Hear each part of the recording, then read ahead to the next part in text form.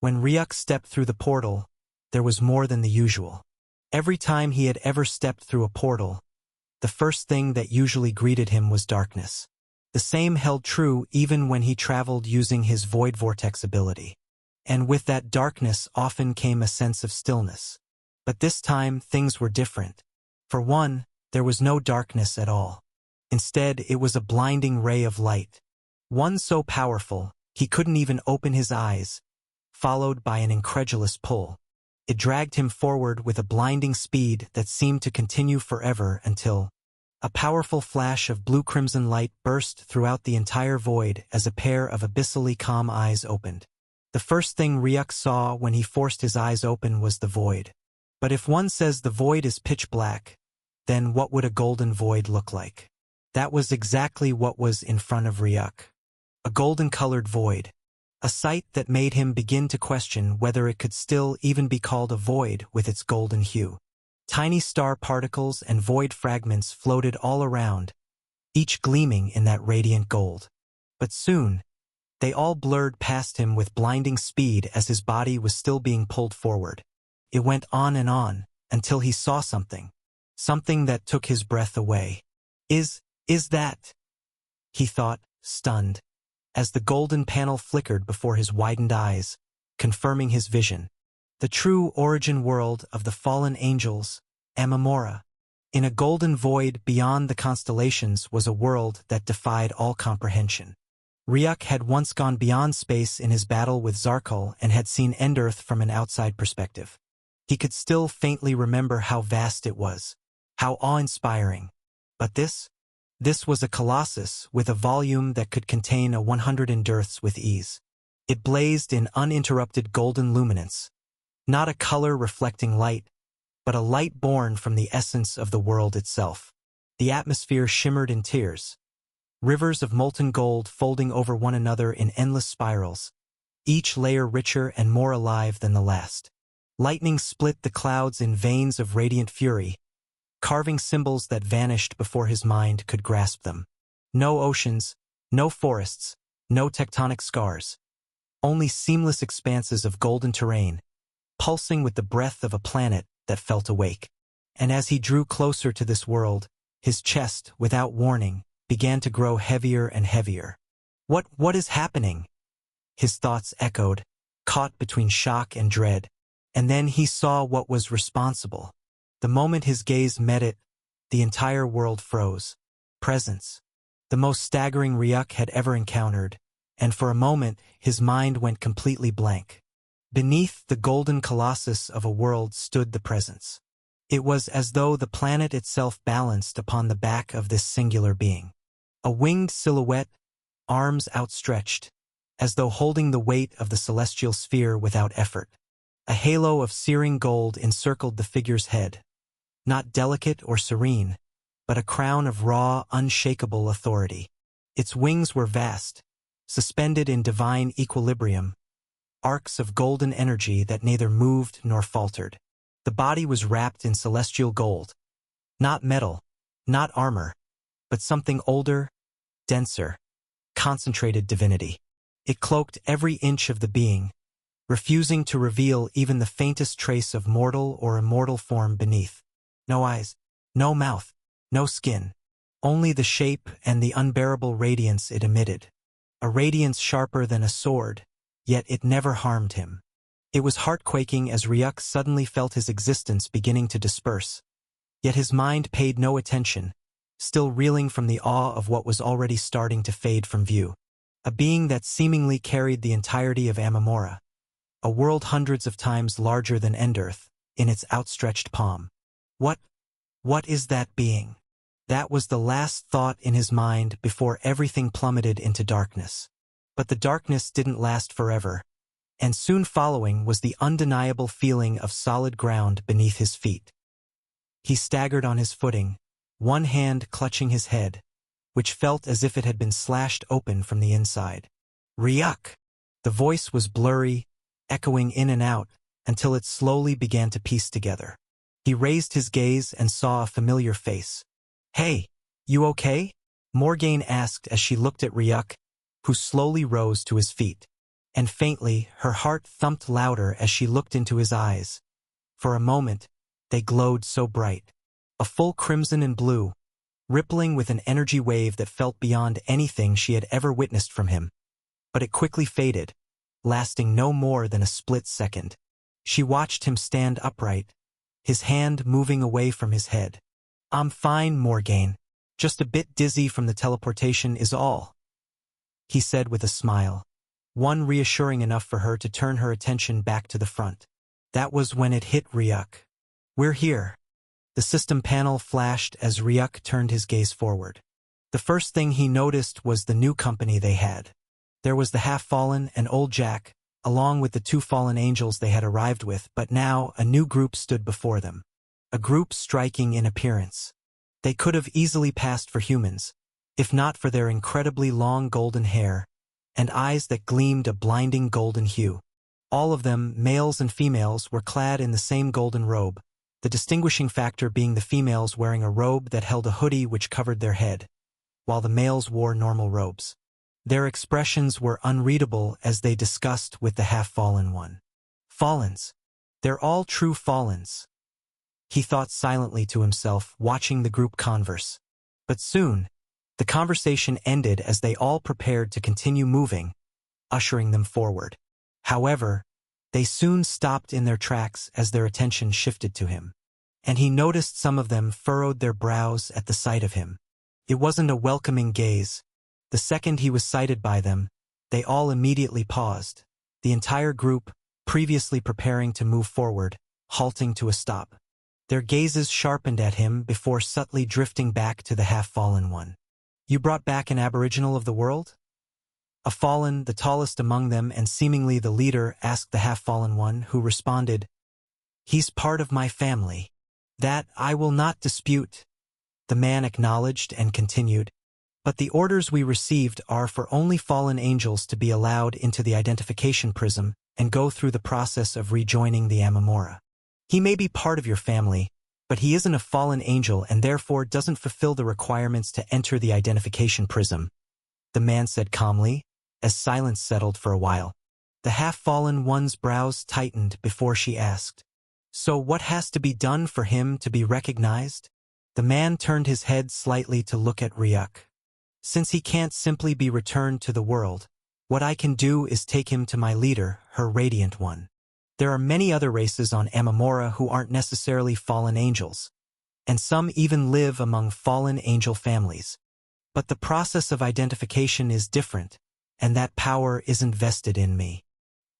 He will have to meet the one who has that power," he explained, and the Half-Fallen one nodded in agreement. "That's fine. We'll all go meet your leader, acquire for him his identification, and then resume ours," she said, but the man vehemently shook his head. "I'm afraid that can't be possible.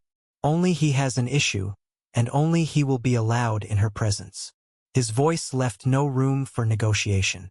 "We can't leave a family member separated in an unfamiliar world and going to meet an unknown person," Old Jack began to say, but he paused when he felt the hands that gently landed on his shoulders. Turning, he saw Ryuk standing behind him, his hands resting gently. If not being a fallen angel requires a different identification, it makes sense. "I'll go with them, get the identification I need, and then rejoin," he said, his voice ringing out to the group. Old Jack's eyebrows drew together as his lips moved to say something, but stopped when he looked into Ryuk's eyes, watching the faint knowing light that crossed them. And that signal was all Old Jack needed. "Fine," he said, as the golden-haired man turned to a part of the group and nodded his head. "Very well then. I will personally accompany you all to the identification prism, while my trusted colleagues will lead him to meet her radiance. Now, if you don't mind," he said, stepping forward to resume walking with about half of the fallen group. "Are you sure about this?" Morgaine whispered the question in the group's mind, her eyes drawn together in worry. Ryuk gave a reassuring smile. "I'll be fine, Morgaine. Trust me," he replied, offering a firm nod to the Half-Fallen one. She exhaled slowly before giving her nod and followed after the fallen groups. The rest of the group followed her, and 10 seconds later, Only Ryuk and about 4 more fallen remained. Ryuk turned to face the fallens surrounding him. Their previously tightened expressions had eased somewhat, but what lay on their faces wasn't a smile. Rather, a mixture of disdain in some and indifference in others. They quickly reformed their positions, 2 standing before Ryuk, 2 behind, before one called out, "Come with us." Ryuk made no objection and simply followed after them. A powerful bird screech echoed through the golden streets as 2 gigantic wings spread wide. It plummeted toward the ground. Vroom!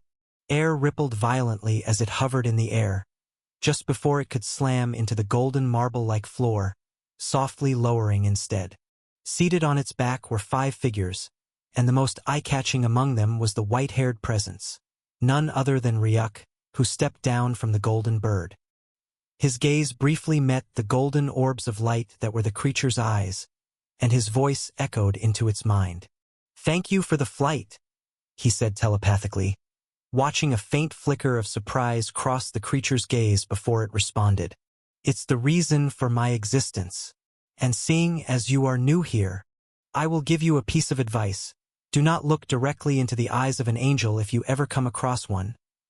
The golden bird replied, its voice echoing telepathically in Ryuk's mind. It then let out another loud screech before soaring back into the air. "Your beast's sovereign ability finally coming in handy." Huh? The system notification flashed, referencing Ryuk's ability to easily communicate with the golden bird and understand it telepathically. All of that was thanks to his beast's sovereign skill. But his focus returned as he turned behind him and saw the towering structure before him. A palace, though unlike the ones on India, which were typically vast in width. This one was tall, incredibly so. Its edges could be easily seen, but the top, it stretched endlessly upward, completely painted in gold, as though the building itself was forged from pure gold. A color Ryuk had noticed to be the most dominant in this new world. "Resume walking?" one of the fallen ordered, snapping him out of his thoughts as they continued forward. Soon, they stood before towering golden doors, 20 meters high. It was the entrance to the Golden Palace. But all came to a stop. Standing beside the doors were 6 fallen, each having morphed into their chaotic, grinning devil forms. Their presence was sinister, and they stood before the golden gates, blocking the path. "Explain your purpose." Their voices were like grinding nails, ear-shattering to listen to, although that wasn't where Ryuk's attention lay. What had caught his focus was the fact that eternity. Each of them is at the eternity stage, the peak of cultivation on Endearth. Yet they've been reduced to guards? He silently thought, feeling a faint thump within his chest. He remained quiet, letting the fallens around him explain themselves. The moment the fallens stated their reason for being there, the guards stood motionless, contemplating for a while before responding. "Your purpose has been understood. All 4 of you can turn back now and leave just the aboriginal," one of the fallen guards stated. Ryuk noted how the 4 fallens around him faintly bowed their heads before wordlessly turning away like machines, disappearing without a word. "You," the fallen guard said, pointing at Ryuk, who turned his gaze toward him. "Come with me," he ordered. Ryuk stepped forward silently, walking up the ascending golden stairs to arrive before the fallen guard, who turned and began walking toward the golden gates. But just as he was about to pass the other fallens, a voice echoed in his mind. "A single disturbance, and you will suffer a fate worse than death." The threat rang clear in his head, but he made no reply. He didn't turn his head toward the one who had spoken either. He simply walked past them and disappeared through the now open golden gates, which slammed shut with a loud, resounding thump. A long, empty golden corridor. That was what greeted Ryuk the moment he stepped through the golden doors. It stretched endlessly into the distance. Golden walls, golden flooring, but silently he continued walking, following the fallen guard without a word. Only the step of their feet echoed in the still air, until a voice broke the silence. "Behind the door is her radiance," the fallen said, as Ryuk looked ahead and spotted another enormous golden door, about 50 meters away. Do not remain on your feet in the presence of the Radiant One. Do not utter a word in her presence. Do not lay your eyes upon her radiant figure for more than 3 seconds, unless you receive her explicit permission. Failure to follow any of these rules may provoke her, and the result of that is death or worse. If you truly have a family waiting for you, I believe you should understand this well. His tone was sharp, threateningly even, but he didn't turn back as he spoke, showing an absolute disregard for how Ryuk may have felt by his words. Ryuk's brows subtly furrowed at the tone, noticing it carried more condescension than concern, but he kept silent and offered no response. They walked on toward the gate. Then, 10 meters away, the fallen guard came to a stop, stepping aside and finally turning to look at Ryuk. Her radiance is just behind the door, he said, making it clear he would not be stepping in. Ryuk said nothing, continuing silently toward the golden gates. His hand reached forward, laying on the gigantic golden gates, before he exerted strength in his hands and then, grum! A loud, heavy sound thrummed as the gigantic golden gates were opened, and Ryuk stepped in, the door shutting closed behind him. The second he stepped in, he could instantly feel the fiery wave of aura that filled the entire room, stifling in power. He took 3 steps forward, golden ripples surging through the entire hall, then gracefully fell to a single knee, head slightly bowed, with a hand over his shoulder. A standard Indirian knight's bow.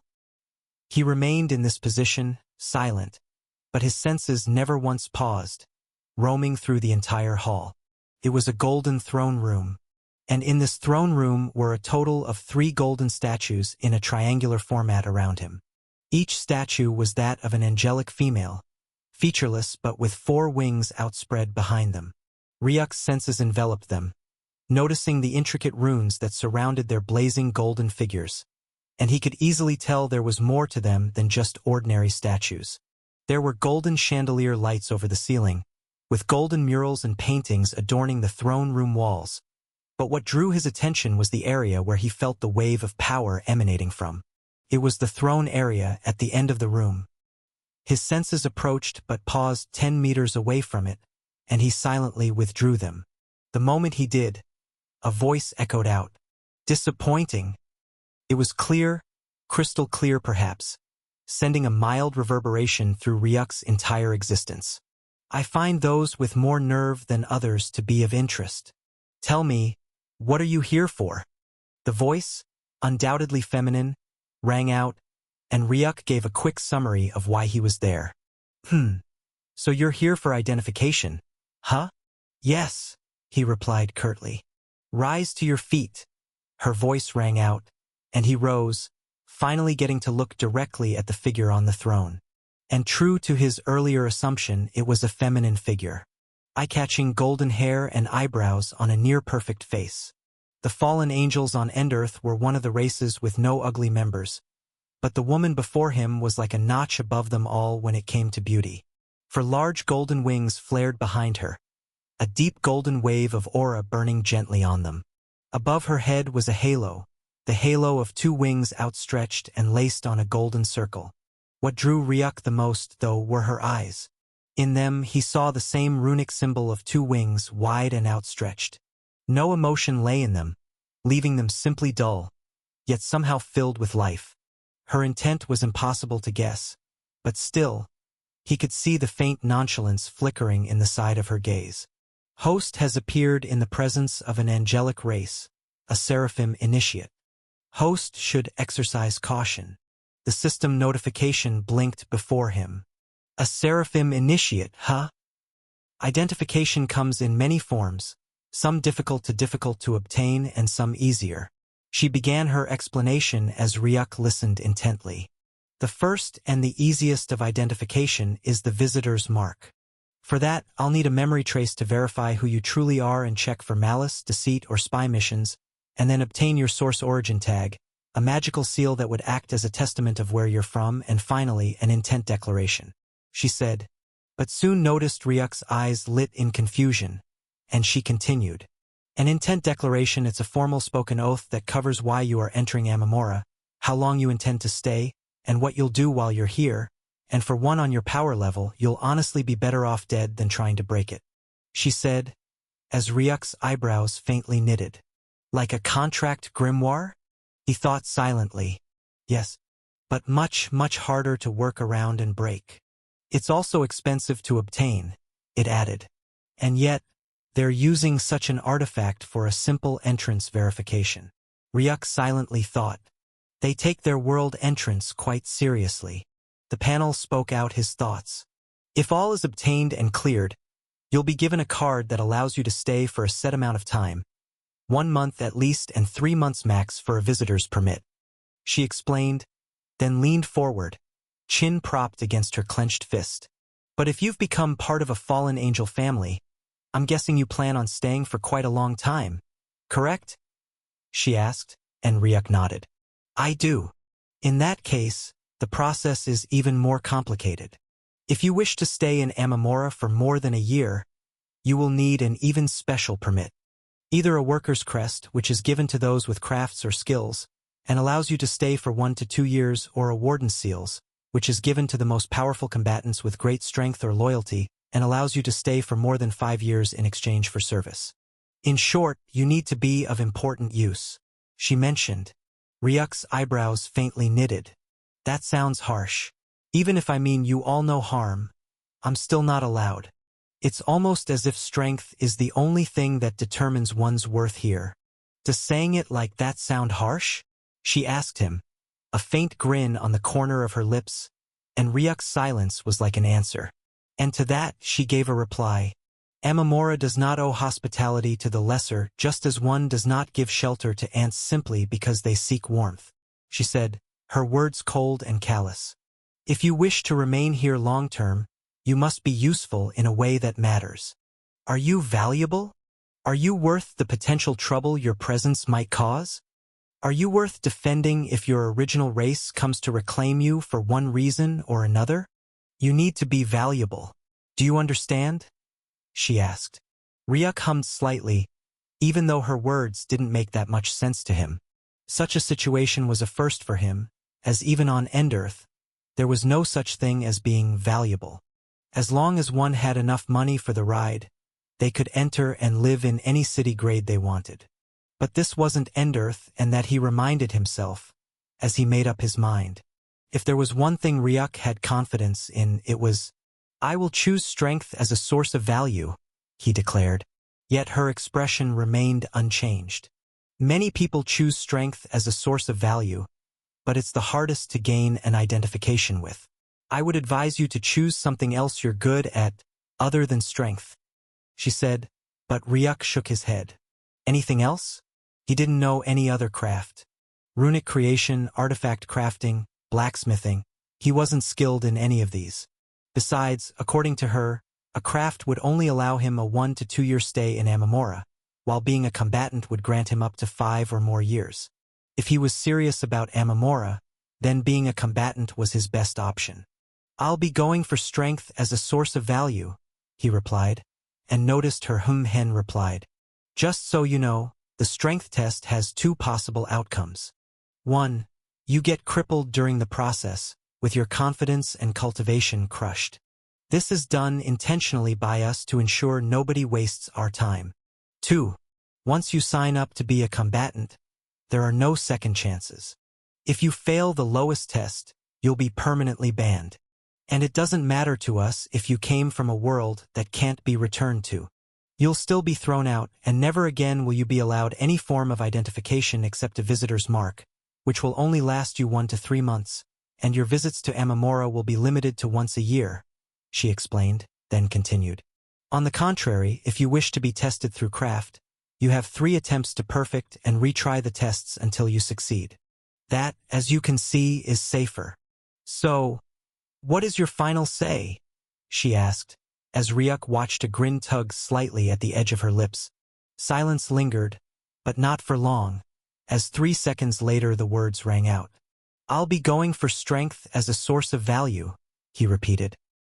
His answer made the grin at the corner of her lips vanish, her gaze sharpening with new intensity.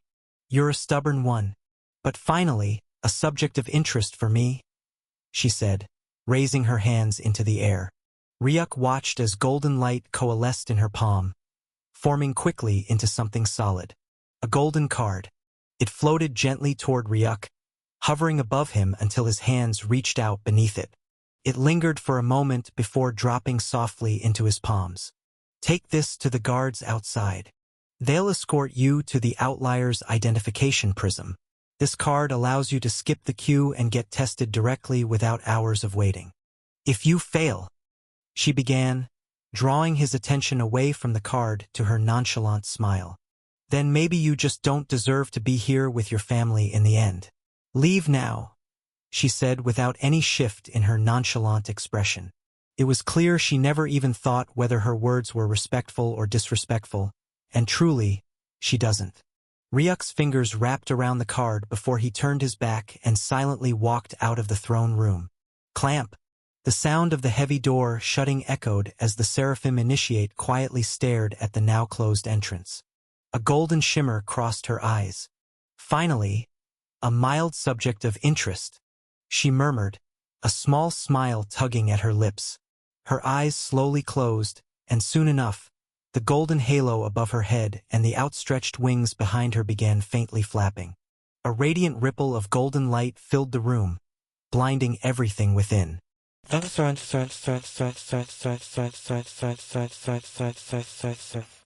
Vroom! And once again, Ryuk found himself on the back of one of the large golden birds. Almonds. He eventually discovered they were called by the Fallens. Right now, he was sitting cross-legged on the creature's back. In front of him sat a fallen guard, whose hand rested on the Ammonius back. A glowing ripple of runes beneath the hand seemed to serve as controls for the beast. His eyes flicked behind him, where two other Fallens were seated. Their eyes locked on his back, watching his every movement. One more held in a triangular hold again. Ryuk silently thought as he moved his gaze forward, only for the notification to appear. Why are you keeping up with all their bullshit? The system notification blinked.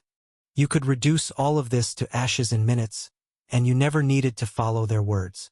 Even that Seraphim Initiate is only at the pseudo-apocrypha stage. She's not even fully there yet.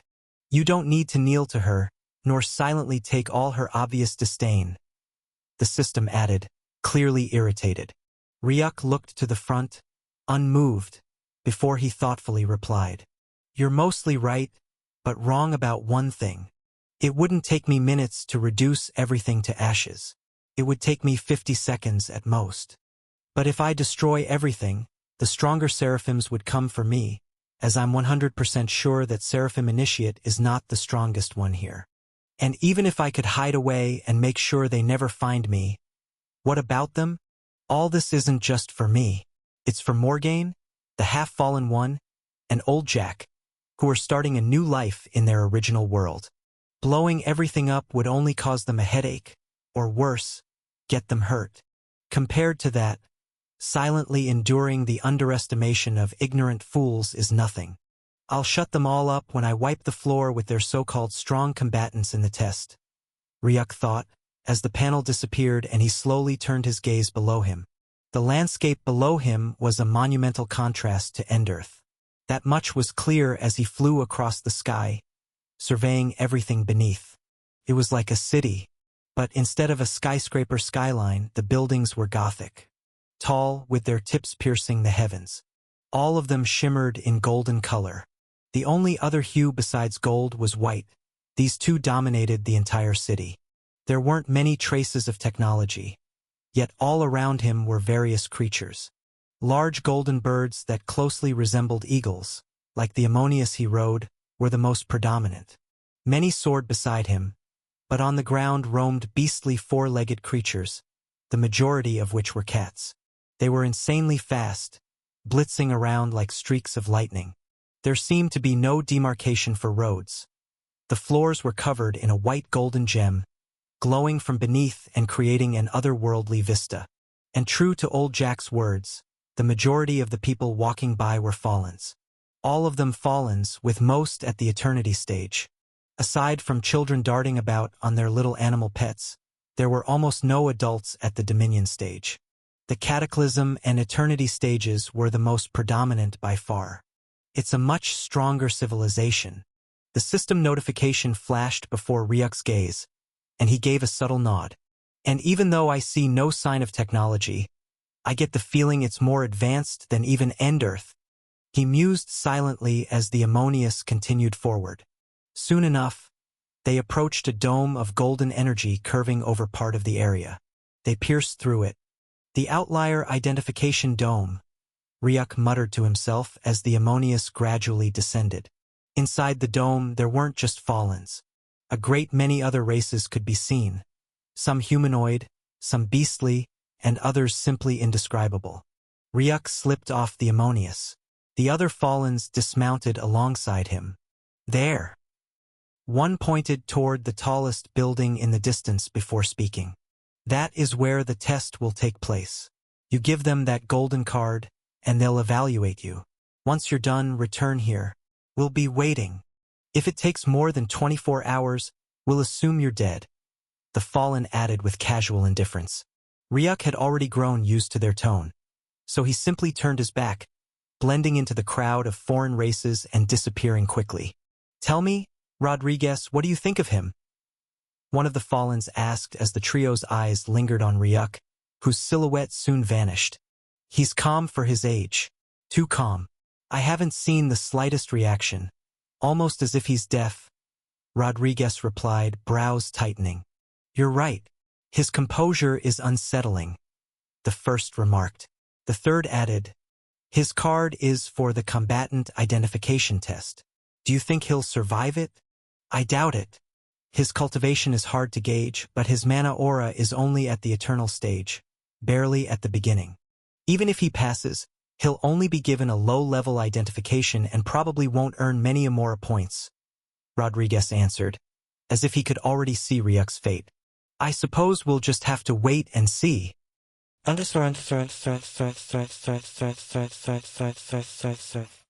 When he stepped through the revolving glass doors, golden, of course, he was met with an enormous hall filled with foreign races bustling in and out. They crowded half the entire space, and at the front were fallen angels sitting behind golden desks, attending to them. There was a queue, a long one, but as his sharp gaze skimmed across the hall, he noticed a distinct area, a section obscured from view by a golden, mirror-like barrier. There was no queue at all. Ryuk's brows furrowed slightly as he read the tag etched in a runic symbol before the glass. In the next instant, he moved toward the golden barrier. Before he could reach it, a figure suddenly materialized in front of him, hand extended to halt his steps. Another fallen guard. Only those with a recommendation card are allowed entry to this area. You must... He began, but fell silent as Ryuk lifted his palm, revealing the golden card in his hand. The Fallen paused mid-sentence, then slowly lowered his hand and shifted aside. Please proceed. Ryuk resumed walking. Just like before, he easily phased through the golden barrier. Inside was another golden chamber, much like the previous one, except this space was devoid of foreigners. There were only 3 Fallens here, one of whom sat at the front desk. Another Seraphim initiate. Ryuk noted silently as the Seraphim lifted her head. Yes, she was female, even younger than the one he had previously met. She extended her hand toward him. Ryuk wordlessly held out his card. She took it, her brows faintly knitting. I'll attend to him, Radiant Avaya. A fallen man nearby offered, but the lady raised her hand to silence him. It's fine. I'll assist him myself, she replied. The fallen faintly bowed in response. Then she rose to her feet, and a golden vortex swirled into existence in the center of the room. Come with me, she said before stepping into the vortex and vanishing. Ryuk's gaze calmly swept over the chamber one last time, and he noticed there wasn't that much of a change in their expression. Clearly, this was all part of their protocol. Without a change in expression, he followed and disappeared into the vortex, which soon zipped into a close. Seems like her Miss Avaya took an interest in him, one of the Fallen said, elbowing the other, who rolled his eyes. It's just business. He defended, but it couldn't hide the trace of jealousy in his tone. Surprising, though. That dude doesn't mean to be of any of the important races. At least a race worthy of her standing to attend to him. How weird.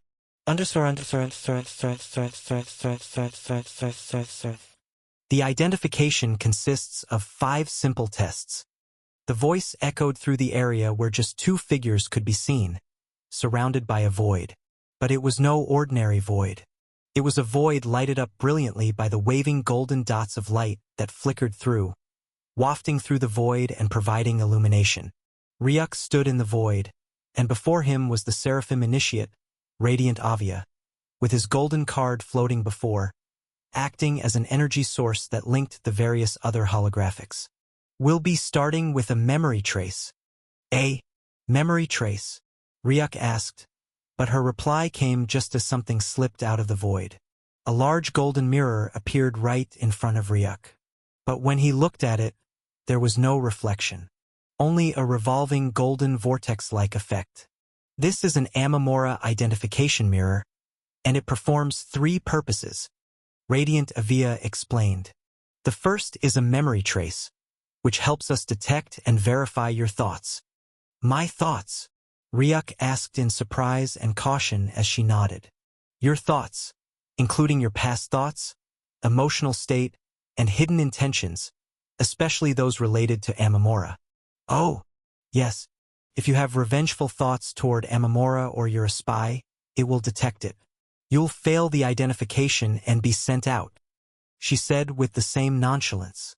Ryuk didn't care much and simply shrugged it off. He didn't hate Amamura. If anything, it was the opposite.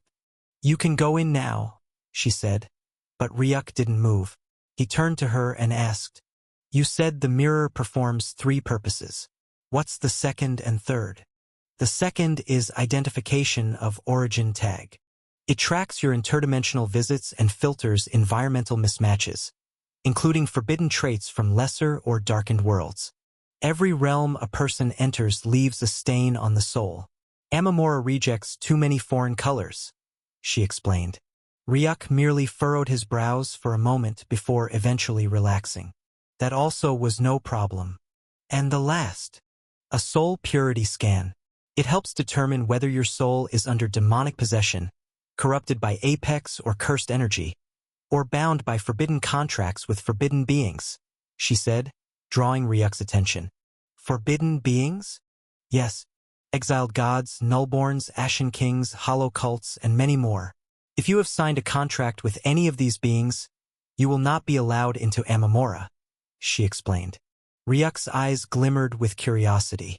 Forbidden beings, exiled gods, nullborns, cults, those were terms he wasn't familiar with. But still, he had no need to worry. He hadn't made any contract with anyone whatsoever, so it was fine. That's all the mirror does? Ryuk asked, and Radiant Avia nodded. Yes, that's all it does, she replied. But Ryuk stared at her silently for a while before eventually shrugging. He didn't believe a single word from her mouth, but he also couldn't refuse. Without the identification, he wouldn't get in. It wasn't like he had much choice. Once you enter the mirror, you'll be stuck in darkness for just about 3 seconds before you're ejected out. You have nothing to worry about, she said. Ryuk floated forward, his hand reaching for the mirror's surface. And in the next instant, the vortex aura spread over his arm before he felt a pull that instantly dragged him within. Immediately, a bright ray of light pierced out from the mirror before a clear surface was revealed. One that displayed Ryuk's image paused in the air. Radiant Avia's gaze fell upon his image as her fingers moved, drawing runic lines over the smooth mirror surface.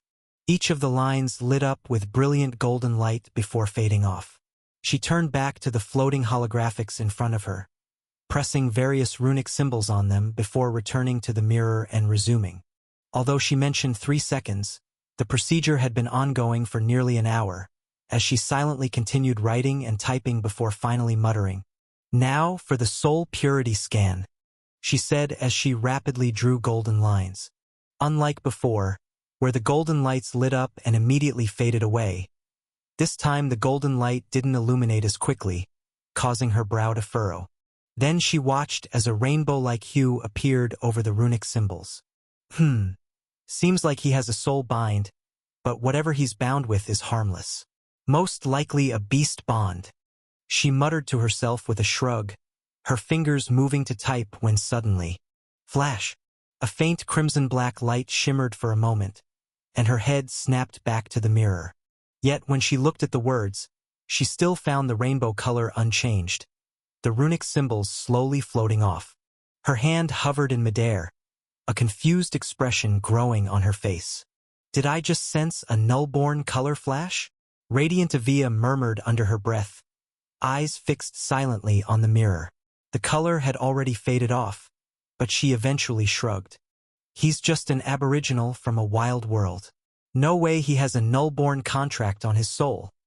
She muttered as the smooth glass surface disappeared, replaced by a golden rotating vortex. From it emerged Ryuk, who turned to look at Radiant Avia. His brow twitched faintly as he noticed the panels of runic symbols around her were gone, replaced instead by a scattered rectangular card. You passed your identification very well. All that's left is the final test, she called out to Ryuk. And that is the combatant identification test as specified by the card you were given. There are 5 levels of power that a combatant can possess, and the higher the stage, the longer you can stay. The first stage is passing the test required for a fallen guard. It allows you 5 years of stay, along with a service you must render, determined by the Amamura Council of Protection. You will be informed of their final decision regarding your service location in 5 days. But first, you must pass the test, she said. Ryuk watched as her hands stretched to the side, and soon enough, a golden light began cascading everywhere. The void gradually underwent a monumental transformation, almost like a domain was being laid. But this was no domain. Quickly, the void changed. It solidified into a large golden hall. As Ryuk watched the ground beneath him solidify into a golden platform, and he slowly lowered himself to the ground. Thump! The instant Ryuk stepped onto the golden-colored gem-like platform beneath him, his eyes flashed faintly when he felt the hardness of it. It's very solid, he silently whispered to himself. Judging from the hardness, he felt like it would require an Eternity Stage attack to even crack the surface. That easily made it the hardest ground he had ever stepped on until now. Shimmer! The sound of shimmering rang out as he turned to his front, watching as a golden gate shimmered into existence exactly 50 meters ahead. The 10-meter gate creaked open, flooding the room with golden light as his eyes faintly squinted from the sudden light. But then, step! The sound of heavy footsteps rang out, each step powerful enough to make the entire ground beneath him tremble with vibration, until finally, the figure stepped out. But he was wrong, for it wasn't just a figure. It was a total of 3 humanoid colossals. Each stood at an equal height of 10 meters, towering 5 times above Ryuk's size, their singular golden eyes fixed on him. An instant later, Ryuk felt a faint pressure slowly begin to fill the room, seemingly increasing gravity even more, resulting in a sluggish feeling. Crackle! The air around their humongous, pitch-black bodies that looked like they'd just been struck by lightning, shook under the weight of their aura.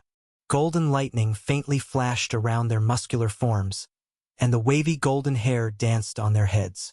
But the most eye-catching feature was their faces, wide maws curled into condescending grins. True Fallens. The name appeared in his mind, but then his eyes faintly flashed with caution. They're Fallens with the same form as old Jack, yet they're nothing like him. Ryuk thought silently to himself. He had seen old Jack's fallen form before, a 5-meter grinning devil. But these were double in height, and the wave of aura they radiated was far, far more suffocating than old Jack's. If he didn't know better, he'd think old Jack's fallen form was nothing more than an imperfect copy of the true Fallens standing before him. A voice came from beside him, awakening him from his thoughts. The first combatant test is to kill a total of 3 fallen guards and remain standing on your feet at the end of it, Radiant Avia said to Ryuk. If you succeed, you will be promoted to the fallen guard position and obtain a combatant warden seal card that will allow you 5 years of stay in Amamura. Ryuk's eyes knitted together as he asked, So, I have to defeat 3 fallen guards just to become one? Radiant Avia nodded. But wait, shouldn't it just be one then? Why should I fight 3 just to become one? Sounds like overkill. Ryuk muttered with a suspicious gaze, but all he got was a condescending grin. You rewrite. The righteous way to be a fallen guard would be to defeat just 1 fallen guard. That's truly logical, but Amamura's thoughts differ, she said, drawing his attention. We already have enough fallen guards. We're not lacking them. So, if you defeat just 1, you'll only be equal to the average fallen guard. And giving you a 5-year stay just for that? That's a waste of resources, no? We can give that to any of our existing fallens, and won't need to deal with the headache of allowing a foreigner in. But if you defeat 3 of them, then you're worth 3 fallen guards. At least that gives you some value, something worth the headache. You understand? She asked, watching him nod once. Good. Also, you have a maximum time limit, 3 hours. If you can't kill them in that time frame, you've lost. He looked at the unmoving, towering fallens. They hadn't taken a single step or a word since arriving, standing still like statues. That compelled him to ask, "They're not real, are they? You think we'd let foreigners kill our fallen guards just for a test?" She replied, raising a disbelieving eyebrow, to which he shrugged. Sounds fair. If you wish to quit, which I can bet you'll be doing soon, she continued in her thoughts, then you only need to scream out the words at the top of your lungs, "I'm a quitter," 3 times, and the test will end. Good luck, she added, and in an instant, she disappeared, leaving only Ryuk and the 3 fallen guards in the wide hall. "TCH, I'm a quitter? How nice of a choice of words to surrender." Ryuk silently muttered as he turned back to his opponents. But what he saw was an object twice his size rapidly magnifying before his vision, amidst a crackling storm of golden lightning. Bang! The gigantic edge of a hammer slammed down with crushing power on Ryuk, an attack with enough magnitude to reduce a city on Endearth to rubble. Yet when it struck the golden ground, it only left a tiny cobweb crack. It truly is the hardest ground I've ever seen, Ryuk silently confirmed, now standing 10 meters to the side, gazing at the cobweb-like fracture. He had dodged the sneak attack, seemingly unruffled, but he was given no breathing room. His clothes whipped violently, wind tearing around him as a pillar of golden lightning pierced forward from behind. Ryuk turned his head, eyes piercing through the beam of lightning, and in the next instant, his figure spun. The air around him exploded in a circular shockwave, and his right hand reached forward, towards the golden lightning.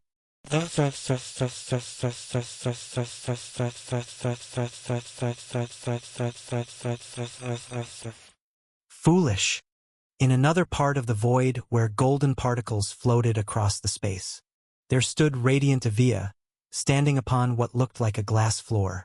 Her eyes stared down through it like glass, watching the scene below, Ryuk stretching his hand toward the pillar of lightning. "And here I thought he would last longer," she whispered, but undisturbed, as she watched his fingers reach toward the golden beam. But then, her disappointed expression was quickly replaced by one of absolute shock. Impossible. The sound of the air being torn apart rang out like a divine scream, though the space within the hall didn't shatter like glass fragments, due to its hardness. The momentum of the golden lightning was unmatched. Yet Ryuk's hand continued towards it.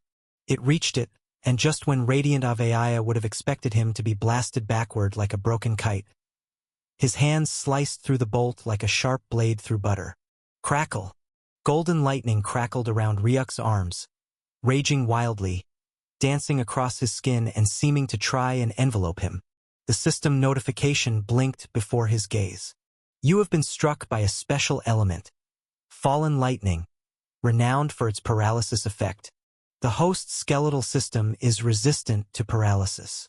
Paralysis effect nullified. The system flashed again just as a grin appeared on Ryuk's lips.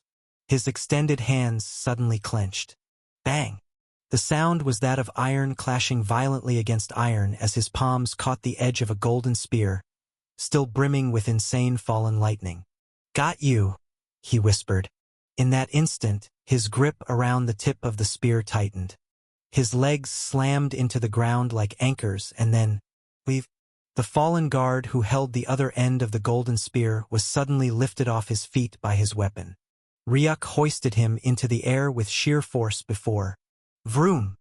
The colossal body was flung across the entire hall, moving with insane and uncontrollable speed, and then crashed into the second approaching fallen guard with thunderous impact. Bang! A heavy crash echoed as the two massive fallen guards slammed into each other, spinning uncontrollably before disappearing into the distance. Moments later, bang! Another impact. A giant war hammer appeared from the side, swinging straight toward his head, but his palms reached sideways with twice their speed and stopped it dead in its tracks. It instantly shifted into claws, anchoring into the hammer's side. Then his other arm jerked back, the fingers folding into each other before unleashing a devastating punch. Vroom! The air exploded as Ryuk's fist slammed into the hammer's head. A circular shockwave rippled forth, followed by cracks quickly meandering through the hammerhead. Kaboom! It was instantly blasted apart as chunks of pitch-black stone flew in every direction. The fallen guard staggered back 3 steps, the force of the attack rippling through its massive form. It stopped at the 4th step, its singular golden eyes turning to look at its weapon, which had been reduced to just the handle. It turned back to Ryuk, only to find an object magnifying in its vision. Howl! A deafening howl pierced through the chamber, so loud it silenced everything else. Kacha! Bones cracked loudly, nearly breaking as Ryuk's right hand violently recoiled, but a smirk curved his lips as he slowly lowered his arm to the floor. In his grasp, a weapon, the Abyssal Howler. Thump! 2 knees dropped. The fallen guard collapsed before Ryuk with something having ripped through its head, leaving behind floating golden motes where its head ought to be. His body shimmered, then vanished into golden particles. Congratulations! You have defeated a fallen guard. Rewards? Plus 1 million EXP. 1 down, huh? Ryuk muttered. He already defeated one of the fallen guards? Her voice rang out through the void space, eyes slightly widened in disbelief, but her gaze fell sharply upon the weapon now resting in Ryuk's grasp. Her fingers curled, tight with tension. What is that weapon? She murmured, watching a second and the same version of the weapon materialize in Ryuk's other hand. The air split again as Ryuk darted sideways. Bang! The golden wall behind him shuddered as the phantom of a spear's edge flashed by his head. But he was already gone, moving forward at an incredible speed. He fired both guns continuously. Howl! 2 shots tore through the space. The fallen guards reacted instantly, darting away from their positions. Where the bullets landed, the ground cracked, huge, gaping fissures forming from the explosive impact. Ryuk became a blur. Golden lightning and pulsing power bursts filled the hall, but he wove through every strike, dodging with an ease that made it seem like he had foreseen their movements years ago. And after the 3rd set of howls, thump, 2 knees hit the ground, and another guard fell, a gaping hole in its chest and neck. 5 more howls followed, and he came to a stop. The 3rd fallen guard collapsed.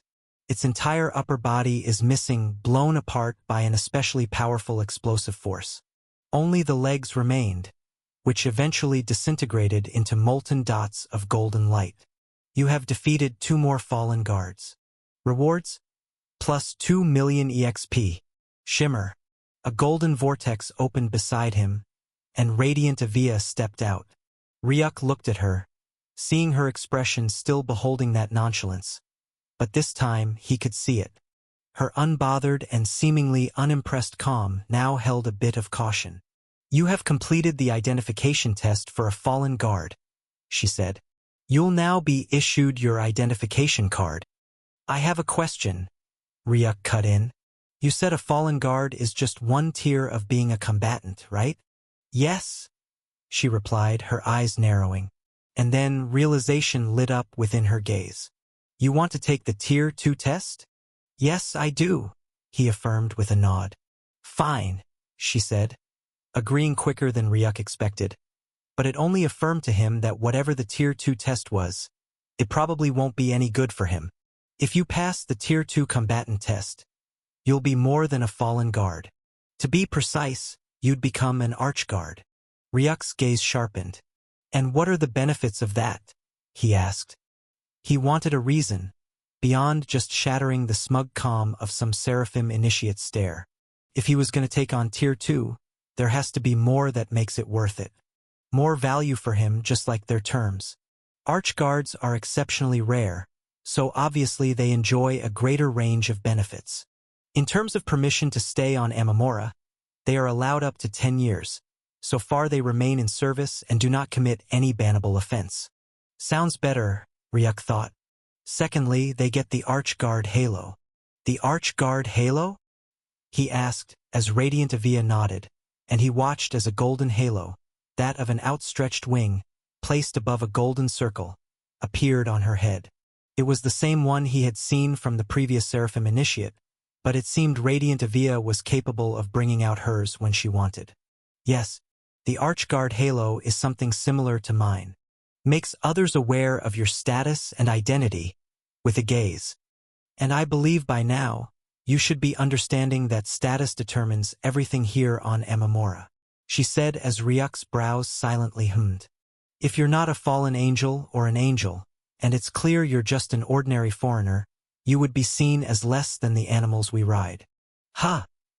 Actually, you're like the animals we ride, except not of much personal use and therefore no need to be looked at with goodwill, she said, watching with satisfaction as his expression further plummeted.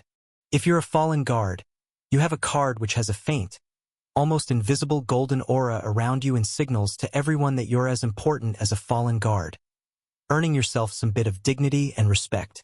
At that level, you will be looked on just as any true fallen will be looked on. If you become an archguard, you will be looked on like me, she said.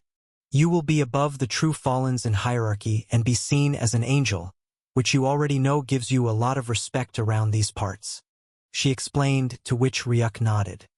He truly had seen how the fallen guards had treated previous Seraphim initiates, and he had seen how the colleagues of the one before him had acted towards her. It was clear they viewed her with absolute respect, but whether it was genuine wasn't something he could easily say.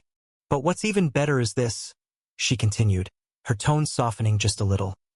If you gain the Archguard Halo, those closest to you become wrapped in its aura too. A faint golden shimmer covers them, acting as a signal to the world that they're someone protected by an Archguard and therefore gain quite a bit of respect themselves. At least, those who might have wished to cause them trouble will leave them alone. Really? Yes. So if you have a family, your family can be respected and treated with dignity by all fallen angels. Something I think is good for you, based on the report I've been given, she said, as a light gleamed through Ryuk's eyes. That alone made being an archguard more than appealing to him. But then you'll be ordinary before an angel like me, she said, drawing him out of it. To the fallen, you're something. To me, you're just a guard. I might stay to hear what you have to say, but expecting me to wave at you or say, thank you, after a conversation, that's expecting too much. An archguard is impressive to fallen angels, but not to an angel. Still, it's quite a good starting point in Amamura, she said, watching Ryuk inhale before he nodded. I'll take the Tier 2 test, he said, as a light crossed in her eyes. There's still a ton of other benefits. Are those 2 benefits, or to say, just having the Archguard Halo enough to change your mind? She asked, and his silent stare was enough of an answer. She nodded before she raised a hand, and Ryuk watched as a golden card soon appeared on the top of her palm, which she instantly flung forward. The card traveled forward for 100 meters before it dropped to the ground, and the instant it landed on the platform, which had already repaired itself from its cracks, a golden revolving portal appeared in an instant, and soon enough, something stepped out of it, and Ryuk felt his spine tingle. The being before him wasn't a fallen. It was an angel, humanoid like Radiant Avia, but he was a male, standing at 3 meters in height, his body coated completely in golden scales, with hands ending in golden claws. Behind him, for wings were outstretched, also covered in golden scales, their tips elongating and portraying a sharpness which seemed better than the best swords he's ever known. The figure's eyes were fully golden, holding an unreadable expression on its face as it stepped out of the portal, its gaze never once rising to meet Ryuk. It was focused on the ground by its side. At the top of its head, it held a similar golden halo. But its own was substantially different, as instead of an outstretched wing hanging above a golden circle, it had the image of a sword running across the length of the wings, like a body on it, all resting on the golden circle. The requirement to become an archguard is simpler. Defeat an archangel, she said, as Ryuk's eyes gleamed. An archangel, huh? He silently mused. If you wish to give up, then you know what to say, she said, and in an instant after, she was out of the place. Elsewhere, the golden void. Now, let's see just how much you're hiding. Radiant Evia mused as she appeared in the void, with a glassy platform beneath her, below which the image of Ryuk and the archangel could be seen. She had watched his previous fights with those fallen guards, and she was quick to notice that throughout the fight he was barely trying, as he never even got his clothes shredded at all from all the collisions. And after the fight, his breath wasn't even ruffled at all. It wasn't satisfying to realize how truly interesting he was, based on what had been stated on the card she had received. But this, his fight with an archangel, would be more than enough to make her understand how truly interesting he was. Main quest issued. The system notification suddenly flashed before Ryuk's gaze. You have come across a representation of a true archangel. Quest. Defeat an archangel has been issued. Rewards. 1. Plus 3 million EXP. 2. Plus 5 level up cards. 3. Plus 300,000 purchase points. For the system to issue such rewards, then, it must be quite the strong opponent, he silently thought, as both his hands reached to his sides, and quickly frosty white lights congealed as the abyssal howlers reappeared. The archangel finally awoke, his head rising to meet his gaze. But then, Ryuk's lower jaw hung in shock and surprise as his body suddenly remained rooted to the ground, watching the notification flash before his eyes. Host has been placed under an absolute racial skill. Eyes of Archangel. All of the host's motion has been fully paralyzed. The system notification flashed, and in an instant later it all ended. The Archangel moved, appearing before Ryuk less than a split second later and half that time. 2 of his wings pierced forward, digging into Ryuk's torso and instantly ripping out from his back, dark red blood trailing on them as it lifted him off the ground. Vroom! The air flapped faintly around him, and an instant later, Ryuk was sent flying off, slamming into the golden walls, 200 meters away, golden dust filling the air and obstructing the view. And silence enveloped the entire hall.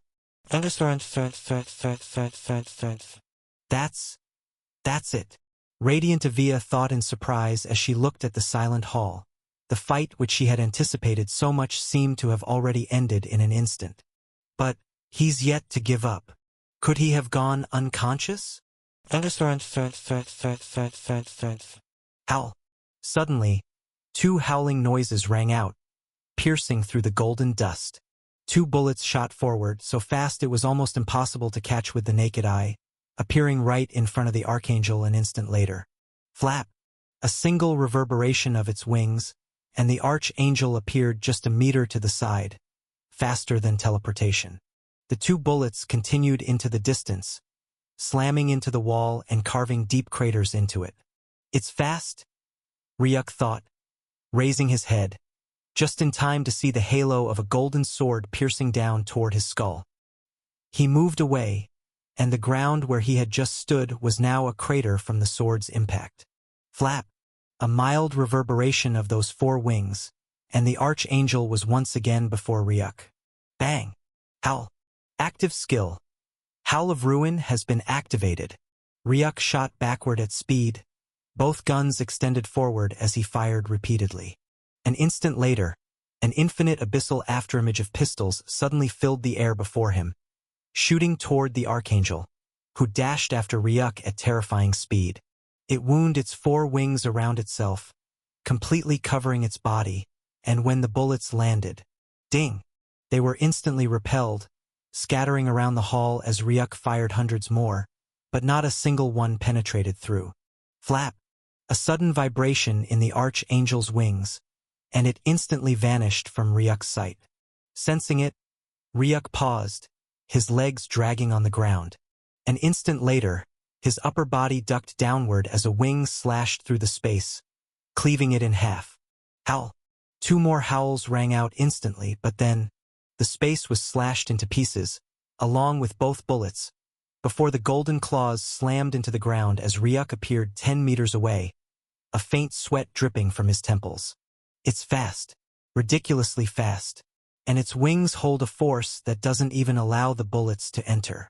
Without a touch, the paralysis effect of the abyssal howlers won't be activated, Ryuk thought, watching as the Archangel slowly rose from the cracks its attack had caused in the floor, turning once more to look at him. The instant their gazes met, a th of displeasure left Ryuk's lips. Host has been paralyzed.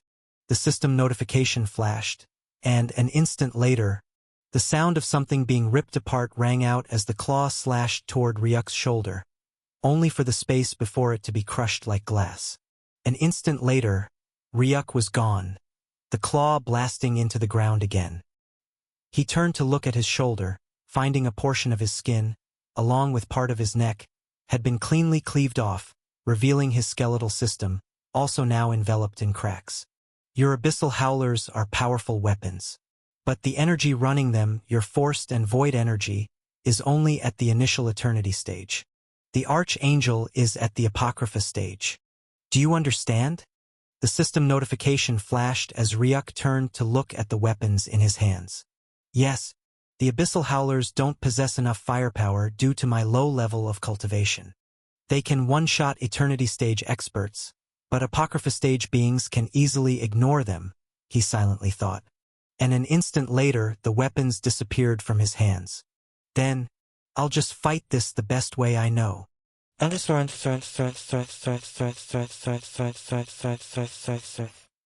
His weapons are useless, and he seems to have realized that, Radiant Avia thought, watching from above as Ryuk's weapons disappeared. But he still doesn't seem to want to give up yet. I wonder what he'll use to fight next, she mused, a bit of interest flashing in her nonchalant eyes. But then, her movements suddenly paused in shock. She felt an overwhelming, dangerous aura spill out all of a sudden, instantly overpowering her. Unconsciously, she snapped her head to the void of the sky, and that's when she saw it. Crackle. The deafening sound of crackling golden lightning. She vanished from where she stood, and a moment later, the entire glass surface succumbed to nothingness as an incredibly powerful arc of golden lightning smashed through it, descending straight onto Ryuk, followed by a monstrous roar that shattered the glass above even more. Radiant Avia appeared to the side, her heart racing within her chest as she looked down, watching him, now enveloped in crackling golden lightning. But soon, it all faded away, and the being that was revealed made her heart thump violently. A single emotion, one she never thought possible, assaulted her and forced her a step back in shock. And that emotion was fear. Thump. Ryuk could feel it, the explosive pumping of his own heart, as an incredibly hot wave of energy coursed through his veins. Surprisingly, the explosive increase he would normally receive from his transformation didn't happen. His skeletal system didn't grow. But then, he could feel it, his spine growing incredibly hot as a wave of power bubbled through every single cell in his body. His bones hardened further, and something began shifting out of his skin. Jade blue-colored scales, carefully arranging themselves over every inch of his body. His hands shifted into monstrous claws, a mix of feral power and beauty, as blue light glinted off their smooth surfaces. Ryuk's face changed, blue scales covering his cheeks, and his mouth reshaped, turning into a maw with sharp, golden-colored teeth, homidont in nature, replacing his human ones. His mouth had unnaturally widened, stretching all the way to his ears. But all of a sudden, grh, the sound of something ripping out, followed by a sharp groan of pain, as he felt his spine elongate. The end of it jutted out, and when he turned his head, he saw something strange. A large tail, 2 meters in length, covered in blue draconis scales, its end shaped like a sharp sword. A tail? But Draconic Overload doesn't have a tail. What's happening? Slash out your claws in front of you. The word suddenly rang out beside Ryuk's ear, and involuntarily, his claws reached forward and slashed the space before him. Clang! An instant later, the resulting sound was that of iron clashing against iron. Ryuk turned his head forward to find his blue-scaled claw locked tightly against a golden claw. Slash its neck. The voice rang out once more, and immediately, space was shredded into nothingness as Ryuk's left claw ripped forward toward the Archangel's neck with terrifying speed. The air quivered as the Archangel vanished, appearing 20 meters away, but Ryuk raised his claw to his face and found on it golden scales, no doubt torn from his opponent. It was the first time he had dealt the creature before him any substantial injuries. But then, his focus shifted. What is that voice? Hello, Ryuk. The voice rang out once more, and Ryuk paused in his steps, turning toward his shoulder. And there it was. A tiny, 5-inch humanoid creature was standing leisurely on Ryuk's shoulder. Ryuk's claw moved in an instant, slapping toward it, but stopped at the very last second, hanging just inches away from cleaving the creature's face. Wait, aren't you? He tried to ask. But the creature's expression soon focused forward. Let's keep the introduction for later. The golden guy is already recovering. Ryuk listened, turning his head forward, only to find the sight of a speeding beam of golden light rapidly flashing toward him. It was so fast it would be upon him in less than 2 seconds, but it was enough time for him to raise his leg and, boom! The ground beneath his feet shattered into bits as he ordered. Activate Draconic Grave March. The gravity in the room surged 100 times, and the Archangel was sent plummeting to the ground. But when it landed, its neck fell right into Ryuk's right claw, and then, kaboom! An ear-defying noise followed. A crater burst through the center of the Golden Hall as the Archangel was brutally smashed into the ground. It had barely been a second before the sound of something being pierced followed, and blood gushed out of his lips, raining down onto the Archangel beneath him. Behind him, a golden wing could be seen tearing out of his back. But then, a ferocious grin appeared on Ryuk's maw. A runic blue tattoo appeared within his serpentine eyes. Kaboom! Another devastating ripple of energy blasted outward as Ryuk smashed his fist down onto the head of the Archangel, nailing him deep into the floor. But then, the sound of piercing rang out as its 2 other wings spread open, ripping straight into Ryuk's back. Blood gushed forth once more from his lips. That won't save you, idiot. I'm used to far worse pain than this. The growl of mockery escaped Ryuk's lips as his nanobots moved, anchoring the embedded wings into him to ensure they could not be removed. An instant later, blue runic tattoos appeared all over his hands. Mark of Strength has been activated. The system notification flashed. But what followed? Hundreds upon hundreds of claw-shaped afterimages appeared all around Ryuk as he slashed out with all of his speed, ripping off golden chunks from the Archangel beneath him. It struggled, twisting its wings, sharper than blades, deep inside Ryuk's body. A pain that should have been enough to make even an Apocrypha stage being faint. But Ryuk couldn't feel it. His grin only widened. Blood flowed faster from his lips, but his claws never halted. They only slashed faster and faster and faster, until the Archangel's entire body began furiously spasming under him. Yet it never stopped his claws for even a moment. From above the glassy platform, Radiant Avia's lips were wide open in shock as she watched the Archangel being pummeled by Ryuk without a single chance to react. From above, she could see the sharp golden wings tearing out from behind Ryuk, still twisting, causing blood to constantly spurt behind him. Yet, even more horror awaited when she noticed Ryuk's attacks never slowed at all. They grew more and more, even as his injuries worsened. And after close to 10 minutes of endless slashing, she watched as Ryuk's claws finally halted. His hand reached for the Archangel, and then, the sound of something getting torn apart rang out as he ripped off the Archangel's wing from its back, before continuing to rip off the wings stuck in his own, flinging them to the side. His body wobbled for a few seconds from the blood loss, but he soon balanced himself, returning his gaze to the figure beneath him. The head was no more. Its entire body had been reduced to bits, covered in countless slash marks. Soon enough, it began dispersing into golden motes of light. But this time, there was a change. Instead of the molten golden light vanishing like that of the fallen guards, it began congregating around him instead, swirling, and soon enough, it formed a bizarre golden cocoon around him. The notification flashed before Ryuk's gaze. Congratulations, Ryuk, on. Congratulations on completing the quest. Defeat an Archangel. Rewards. Plus 3 million EXP. Plus 5 level up cards. Plus 300,000 purchase points.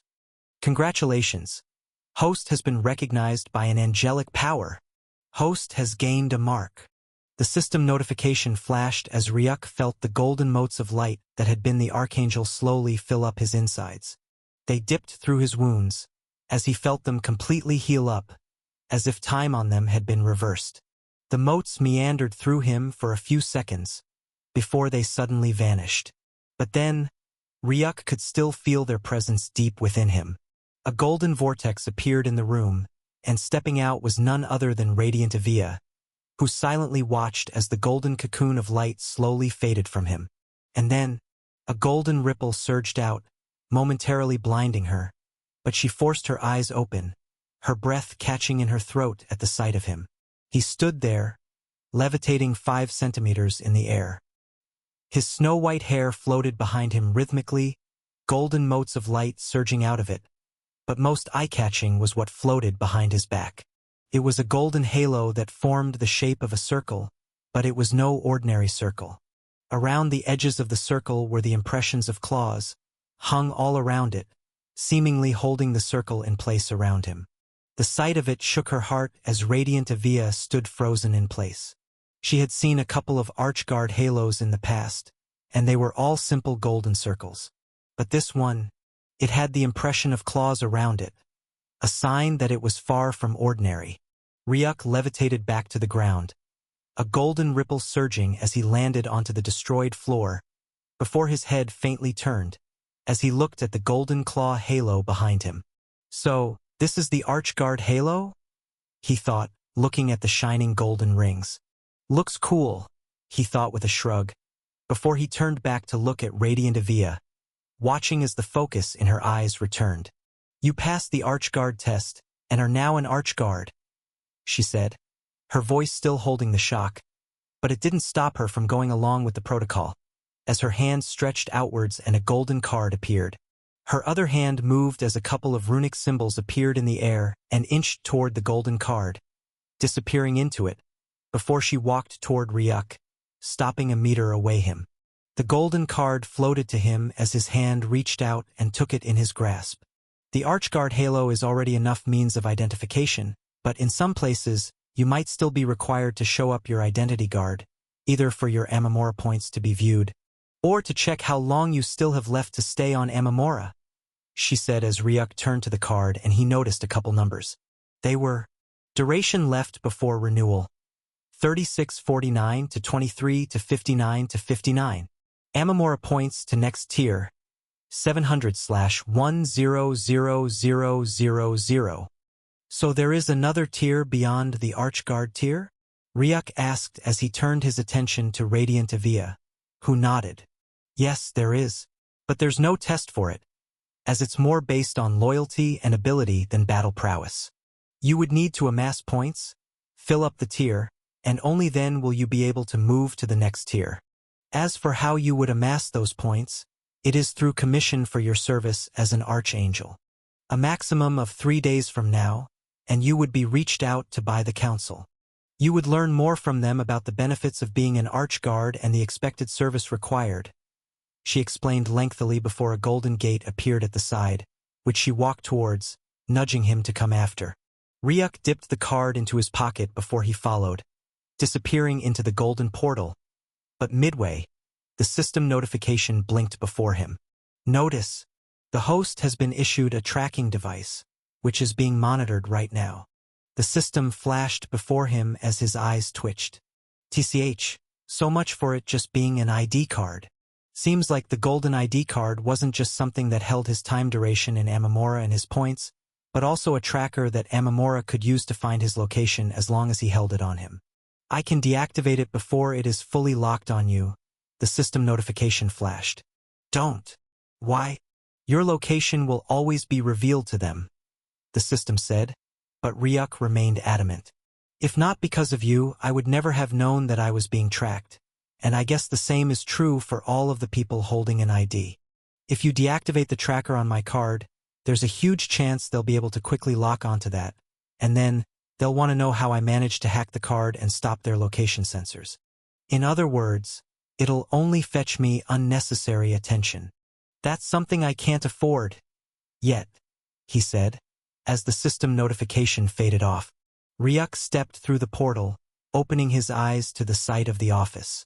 The jaws of the fallen sitting in the room silently dropped in shock when they noticed the golden halo behind him. He's an arch-guard, they involuntarily said out loud, but then the voice rang out. Compose yourselves. It was none other than Radiant Evia, as the room silently settled before she turned to Ryuk. I'll lead you out, she said to him, before moving towards the exit. Ryuk followed, but throughout the way, the actions of all the fallen angels remained the same. They all had their jaws dropped in shock when they noticed the halo behind him. Is that an Archguard halo? He possesses the power of an Archguard. Just how strong must he be? They both soon stepped out of the building, and quickly enough, Ryuk found his way back to the fallen guards. At the sight of Radiant Evia, they instantly straightened, saluting. But then, their eyes shifted to Ryuk, and the shock returned tenfold when they caught sight of the golden halo behind him. He's now an Archguard? The journey back was quiet, just as quiet as the journey before, except with no pressure enveloping him and trying to prove to him its domination, something that had happened all through his way here. The three fallen guards occasionally stirred a bit, glancing now and then at Ryuk. Their previous calm and uncaring aura was gone, replaced by nervousness. Perhaps they think you would get back at them for their previous actions, the system suggested as Ryuk hummed before clicking his tongue. I can't even be bothered by that. Activate system interface. He ordered in his mind, and the panel changed, the set of words quickly appearing before him. System interface. Name, Ryuk Null. Race, half null, half dragon. Age, 17. Apex energy cultivation. Frost energy cultivation. Initial plane of eternity stage. Void energy cultivation. Astrocrown stage. Level, 179.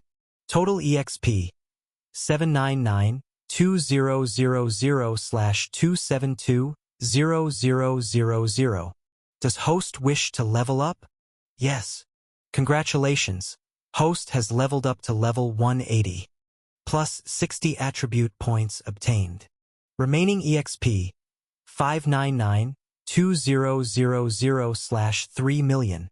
Congratulations. Host has leveled up to level 181. Plus 60 attribute points obtained. Remaining EXP, 299-2000/339,000,000. Level up cards possessed. 5. Does host wish to use level up cards? Yes.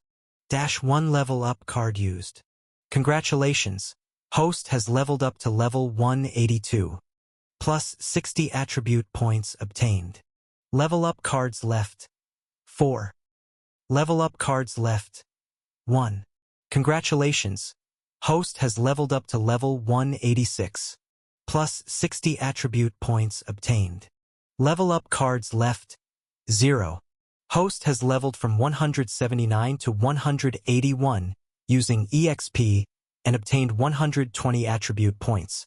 Host has also leveled from 181 to 186 using level up cards and obtained 600 attribute points. Total attribute points obtained: 720. Stats: Strength, 6,500. Agility, 6,000. Endurance, 6,000. Intelligence, 1,500. Charisma, 1,000. Total attribute points, 3,160, plus 720. Does host wish to use attribute points? The system asked, but he turned it down. No. An instant later, the panel faded off. But then, hey system. Yes. Why is Draconic Overlord so powerful? He asked, the question that had bothered him ever since his fight with that archangel. He could still vividly remember when he had fought Zarkul. The Null Calamity was also at the Apocrypha stage, just like the archangel he had fought. Yet Ryuk had to activate Draconic Overlord, his Null transformation, his Calamitous Frost Dragon, and his Azura physique just to be able to fight Zarkul on equal terms. And even then, he was still pummeled in the battle. Yet with just Draconic Overlord, he was able to defeat the archangel easily. That was more than bewildering. Besides, his Draconic Overlord, which would have made him grow by over 50 meters, didn't make him grow this time. And a tail had grown out by him, something that was truly abnormal. The only way to best understand this is by this hidden stat. Host previous bloodline purity, 2%. Host current bloodline purity, 32%. The system blinked before him, and Ryuk's eyes gleamed. Previously, Host only had 2% of his bloodline. Draconic Overlord's huge size was Host's nanotech body trying to adapt to the power, and to do so, it had to lengthen and grow to better distribute the humongous power the skill contained. And even then, it still failed as it never brought out the true form of Draconic Overlord, which should include a draconic tail. The previous Draconic Overlord skill Host has been using was nothing but a replica, like an object being used without an energy core. But now that Host has 32% of his bloodline, and also has his skeletal system, which is the true basis by which Draconic Overlord can be used, the Draconic Overlord's true power can now be revealed. The system explained, realization dawning over Ryuk. I get it now. I was just surprised by the ease. It was just too easy. Host has grown far stronger than he was during his fight with Zarkul. Host needs to know. The Eternity power level compared to Host's stats ranges from 500 to 1000. The weakest Eternity grade expert would have about 500 stats points, while the strongest Eternity grade expert would be at a maximum level of 1000. Host had around 1500 stat points during his battle with Zarkul, who is at the Apocrypha stage, and worthy of notice is that the power level of those at the Apocrypha stage starts from 1000 to 10,000. The Host should have never been able to resist Zarkul's power with only 1,500 points, but the combination of various transformation abilities and skills caused the Host's power level to soar to about 5,000, just enough to defeat Zarkul, who was at the Apocrypha stage. But the Host right now has 6,500 stat points in his attributes, the higher level of the mid-Apocrypha stage. If Draconic Overlord is activated, Host stats get boosted to 9,000, just a foot below 10,000, the stats points of the strongest and most abnormal Apocrypha. Does Host understand? The system flashed as Ryuk's eyes dilated a bit. I never thought of it that way, he thought silently.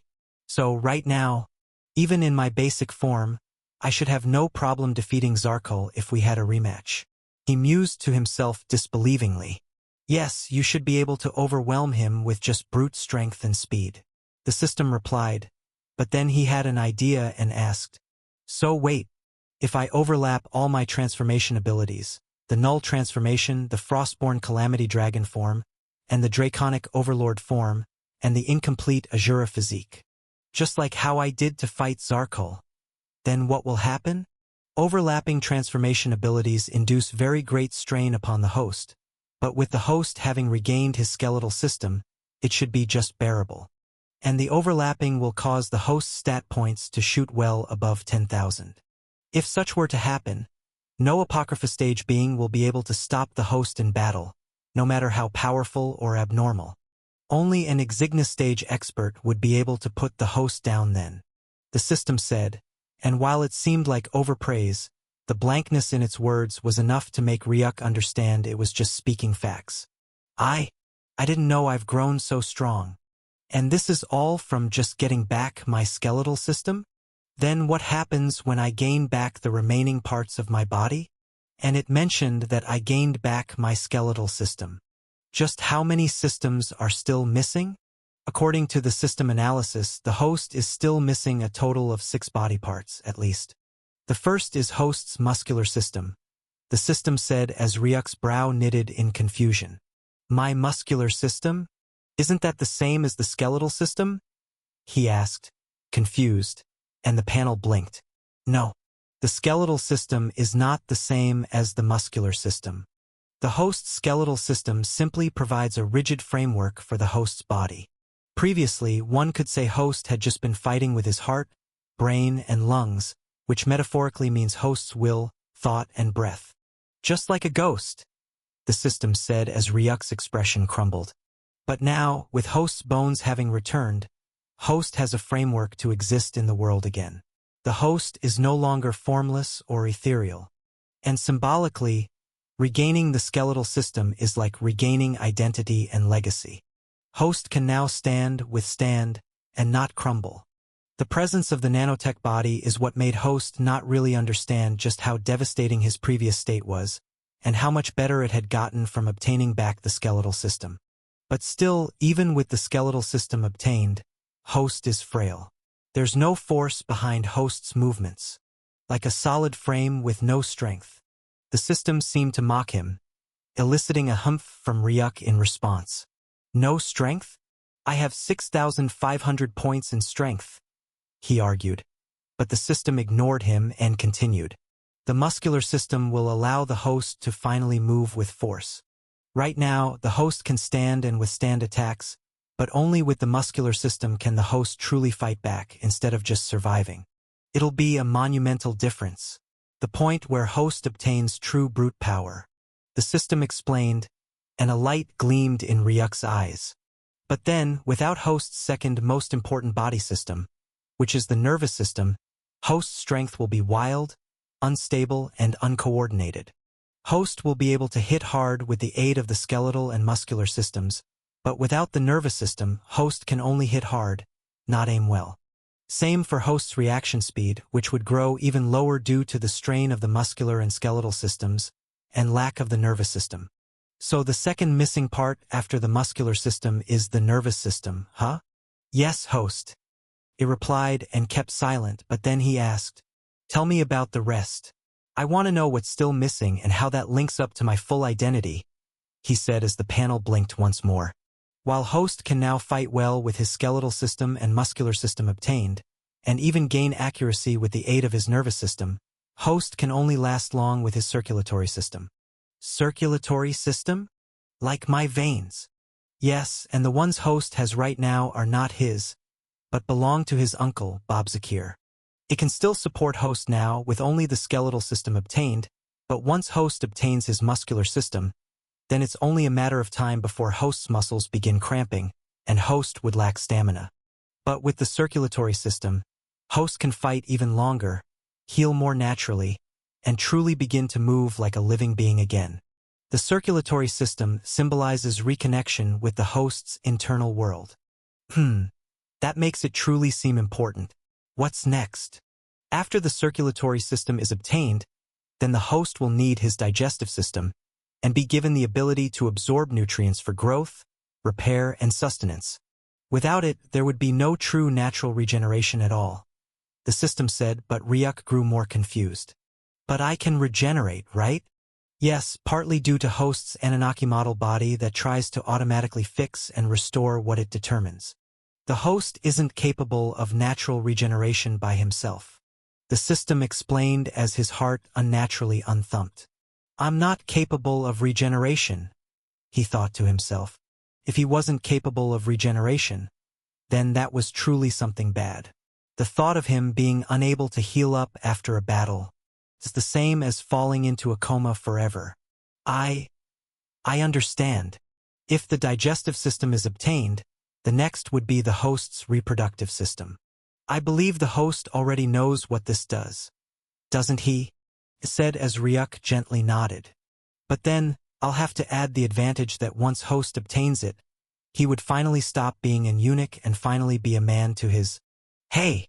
Shut up! Ryuk screamed out within him, and he could swear he heard the mocking laugh in his head, no doubt coming from the system. It was mocking him. And that's 5 systems already. What's the last one? He said, unable to wait and shutting down the system before him. The last missing body part isn't a system, host. It's something far more valuable compared to them all combined. The system said, its tone regaining focus and seriousness, and Ryuk asked, and what is that? Host's soul core. The system replied, as a bizarre expression appeared on his face. My soul core. Yes, it is the true essence of you, Ryuk. Your true meaning and divine origin. The true source of your null lineage, your draconic spirit, and creator potential. Your broken soul has shattered your ascension path and locked you in a lesser form. Even if you got all your body parts back without your soul core, you would never ascend into your true form. I don't understand, Ryuk mused confusedly. The difference between obtaining your soul core and obtaining all your body parts is the difference between a god and a mortal. Your body parts may allow you to be able to fight, destroy, or endure, but you will never be able to transcend, or evolve, nor create life. But, I thought the reproductive system could create life, Ryuk asked. No, it can't create a new you, or anything beyond you. In fact, the soul core is the only cause of existence, and the fact that you exist is due to possessing a tiny fragment of your soul core in you. Without it, there would be no Ryuk in the first place. But still, the majority of it, about 95%, is gone, taken away from you. The system said, as his gaze grew unconsciously cold. So there are a total of 5 body parts left, along with my soul core, and coincidentally, there just happens to be 6 calamities left. Zarkul is right. Your body parts truly were split equally amongst the calamities. Perhaps, it's what even made them calamities in the first place. Ryuk mused in suspicion. He was missing 7 body parts, and there just happened also to be 7 calamities. It was too much of a coincidence, so he could only guess that the reason they were called calamities in the first place was due to his body parts. I'll get it all back. Every single thing they ripped off me, I'll get back. He swore silently to himself, his hands folding into a fist, but then he could feel a minor disturbance in the air around him as he turned his head to find the fallen guards behind him on their feet, cautiously watching his clenched fist. It's okay, Ryuk said to them with a smile, as his fist unclenched and he turned, looking below him silently. The 2 fallen guards looked at each other, their eyes still lit with suspicion, before they took their seats. For a second, the motion of his hand clenching into a fist and the faint aura had shaken them to their feet. With a regained peace, Ryuk turned back to the system before he asked, Hey system, you mentioned I awakened some new skills from the fusion with my skeletal system, right? Ryuk asked it, remembering the notifications he had received previously, and the system replied, Yes, you have. A total of. Suddenly, the Ammonius cried out loud, as Ryuk's attention was diverted. He turned around to find the bird swooping down from the sky roughly. Boom! An explosion rocked out from the side, slamming towards the Ammonius side area. The aura of it was so powerful it sent the 3 fallen guards flying off the Ammonius back, while the Ammonius itself was already sent tilting off its path. Ryuk reacted instantly, his palm reaching out towards the ball of golden energy that was flying toward them. Activate Sovereign Rewriting, he ordered, and when the ball of golden energy moved closer, and just when it seemed it would smash into both Ryuk and the Ammonius, it suddenly halted in the air, and a second later, it dispersed into golden motes of light that harmlessly covered Ryuk and the Ammonius figure but did them no harm whatsoever. All must stay away from the path of his dominion. The loud words echoed out as Ryuk turned his head upwards, halting in shock when he felt the gigantic white-colored bird flying above them. Around it were various golden almonds, who were thrice as big as the one he was currently on. And above them were various archangels and archguards. What the hell? Ryuk silently muttered to himself in shock, feeling the power wave above his head. There were about 10 almonds and about 7 archguards and 3 archangels, all acting as escorts to the gigantic white bird. Humph! One of them, the one who had sent the attack, humphed coldly, looking at Ryuk, before they continued on their path. And he noticed how everyone on their path instantly all moved away, in fear and reverence, and soon they were out of his sight. 10 Apocrypha stage beings acting as an escort? Just who are those? Those are emissaries of the House of Dominions. The words echoed out from beside Ryuk, coming from the guards who had run off from the attack. He took his gaze off them before turning to the Ammonius.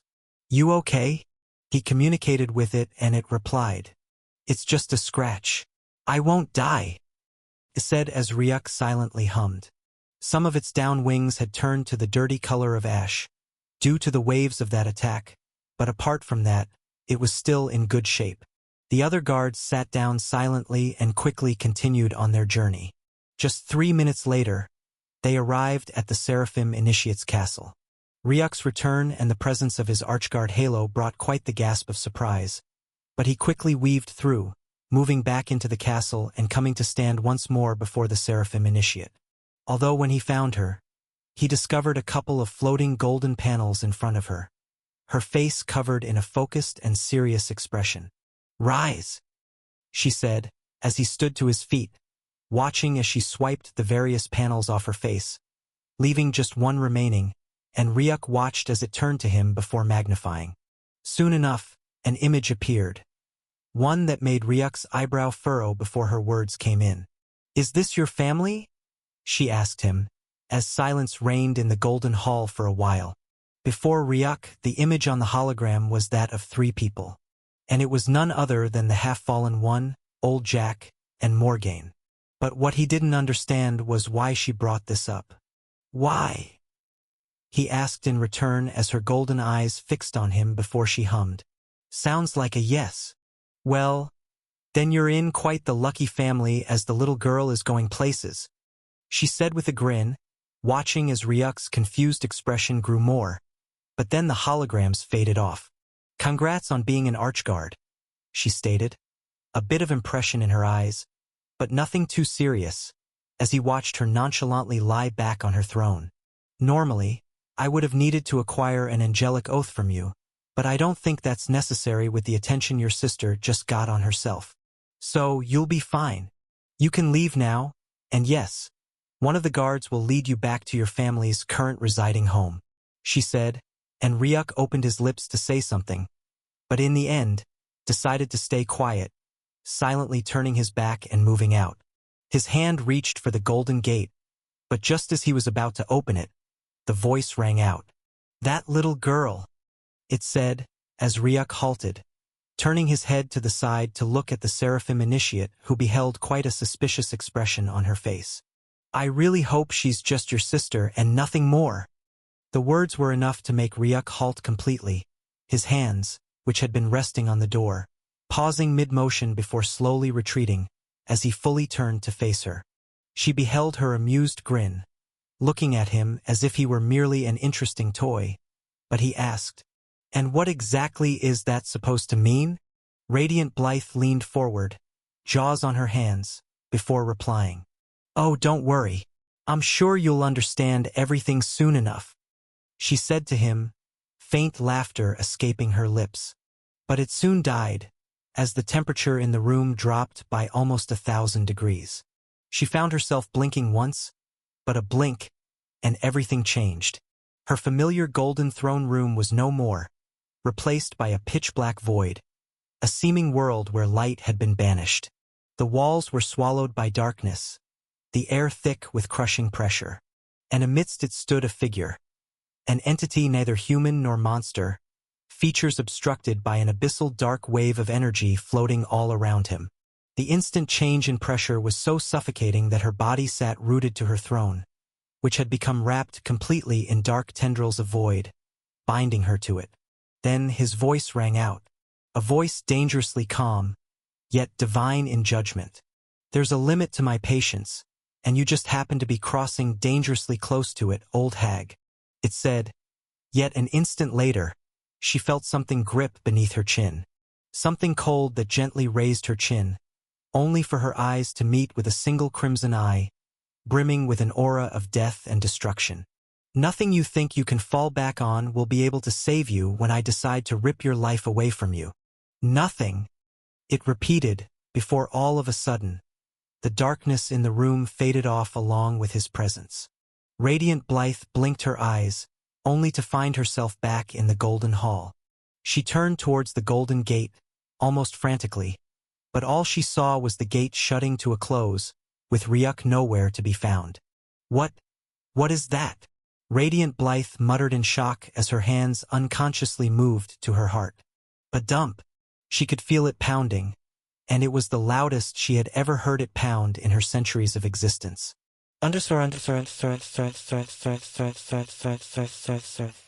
Rows and rows of golden castle-like buildings, all enclosed by a golden dome. This was the place that was temporarily given to the fallen angels from Enderth, a temporary dwelling until they were reintegrated back into the race. A golden Ammonius soon appeared before this dome of energy, entering into it as it rippled, and it soon flew down to an especially tall building situated at the center of the settlement. Settling at the front of it, a figure slipped down from the back of the Ammonius, landing on the ground. He watched as the golden door of the castle opened up. A golden-haired figure came to light, and a moment later, she disappeared, only to reappear in front of him, falling into his arms as she gave him a deep embrace. The sound of someone clearing their throat rang out, snapping Morgaine back to reality. A faint red blush rose to her cheeks as she realized she'd zoned out while in his embrace. Ryuk turned to look at the fallen guard sitting on the Ammonius. "I believe my work has been done. If you have nothing left for me, then I'll be taking my leave now," he said, and Ryuk gave a firm nod, watching as the Ammonius soon rose into the air, quickly disappearing into the distance. "You took so long, you dickhead," Morgaine called out loudly as Ryuk turned to her, rolling his eyes at her mad expression. "It's just a couple of hours," he argued back. "Couple of hours? It's been 13 hours since you left," she exclaimed. "Well, at least he returned safely." The words came from the gate as Ryuk sighted old Jack, standing before it, ushering both of them in.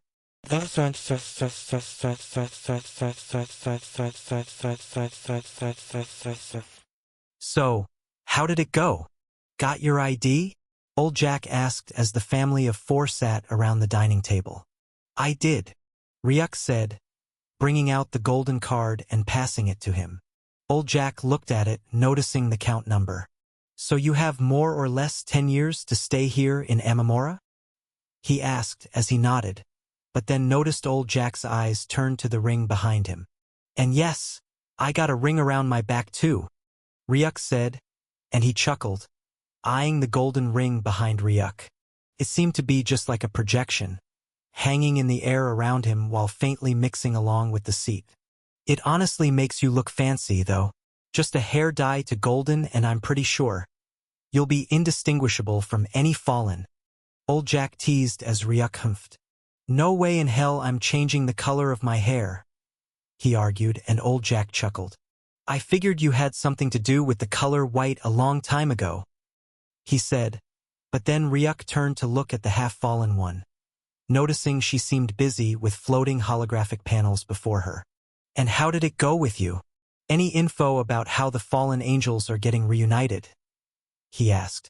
The half-fallen one swiped her holographic panel to a point, and it soon disappeared, turning into a beam of light that rushed into her left pupil. "You remember how the various fallen angels have a special family name?" she asked. Ryuk nodded. "Yes, yours is Dominaire, right?" "Correct." It wasn't something we formed when we got to End-Earth, but got from here Emamora. Those family surnames are renowned families here on Emamora. 2. So each family will be returned to their original family here in Emamora. And what about those who don't have that family name? I'm pretty sure I remember not everyone had it back then. He couldn't help but ask, and the half-fallen one nodded. That's where it gets complicated, she replied. A proper search has to be done. I've been granted access to Emamora's lower sector geography, but that area's massive. I haven't made much progress locating everyone's families, the half-fallen said, as the holographic light flashed out from her eyes, the panels returning. She began searching once more, but paused when she felt the hold on her shoulders. She turned to find his hands upon her shoulder. After the dinner, sweetheart, old Jack cajoled. Linnea hummed, inhaling a deep breath before the holographic light disappeared. You're right, honey, she said, before picking up her cutlery and beginning to eat. I am curious. If you had to search each location of each family, with the geographical access you were given, how long would that take? Ryuk asked the half-fallen, who responded. A couple of years at most, she said, and Ryuk's hand paused. Isn't that too much time? He asked, as she dipped the vegetable into her mouth before replying. Well, they need to get reunited with their families, no? She asked. Maybe, but you having to spend years to lock down on their family is too much of a headache, Ryuk said, and old Jack unconsciously muttered, a couple years of headache. His hand froze when he saw the piercing golden light that illuminated his face, coming from none other than his wife. He could only silently continue eating as if he had never said that. The half-fallen huffed a bit before she turned to Ryuk and asked, Well then, Ryuk, do you have any better idea? She asked him, and he nodded. Yes, and that is to give that up and ask them to go live their lives, he said, resulting in the half-fallen one pausing. That sounds harsh. No, it's not.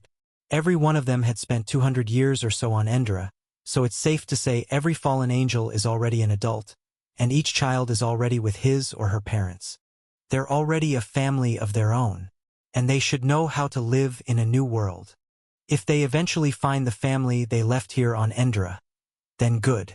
If not, they can still live their lives with no problems. Not you, going to sit down searching endlessly for years just to find a family that might not even remember them anymore. What if their family is dead, or wiped out or died out? It would be a fruitless search. You really want to keep that up for years and not live your own life? He asked. Her hands unconsciously paused at his words, her brows furrowing, but then they relaxed as she replied. It is simply my duty as a half-fallen one, she argued, and he nodded. True, but not anymore, he replied, watching as the half-fallen's one eyebrow knitted. What do you mean by that? You were the half-fallen one to the ones on Endra. You were their helping shoulder. But it's a different world now. They need to fend for themselves. You shouldn't have to carry that burden for even a single week more, he said.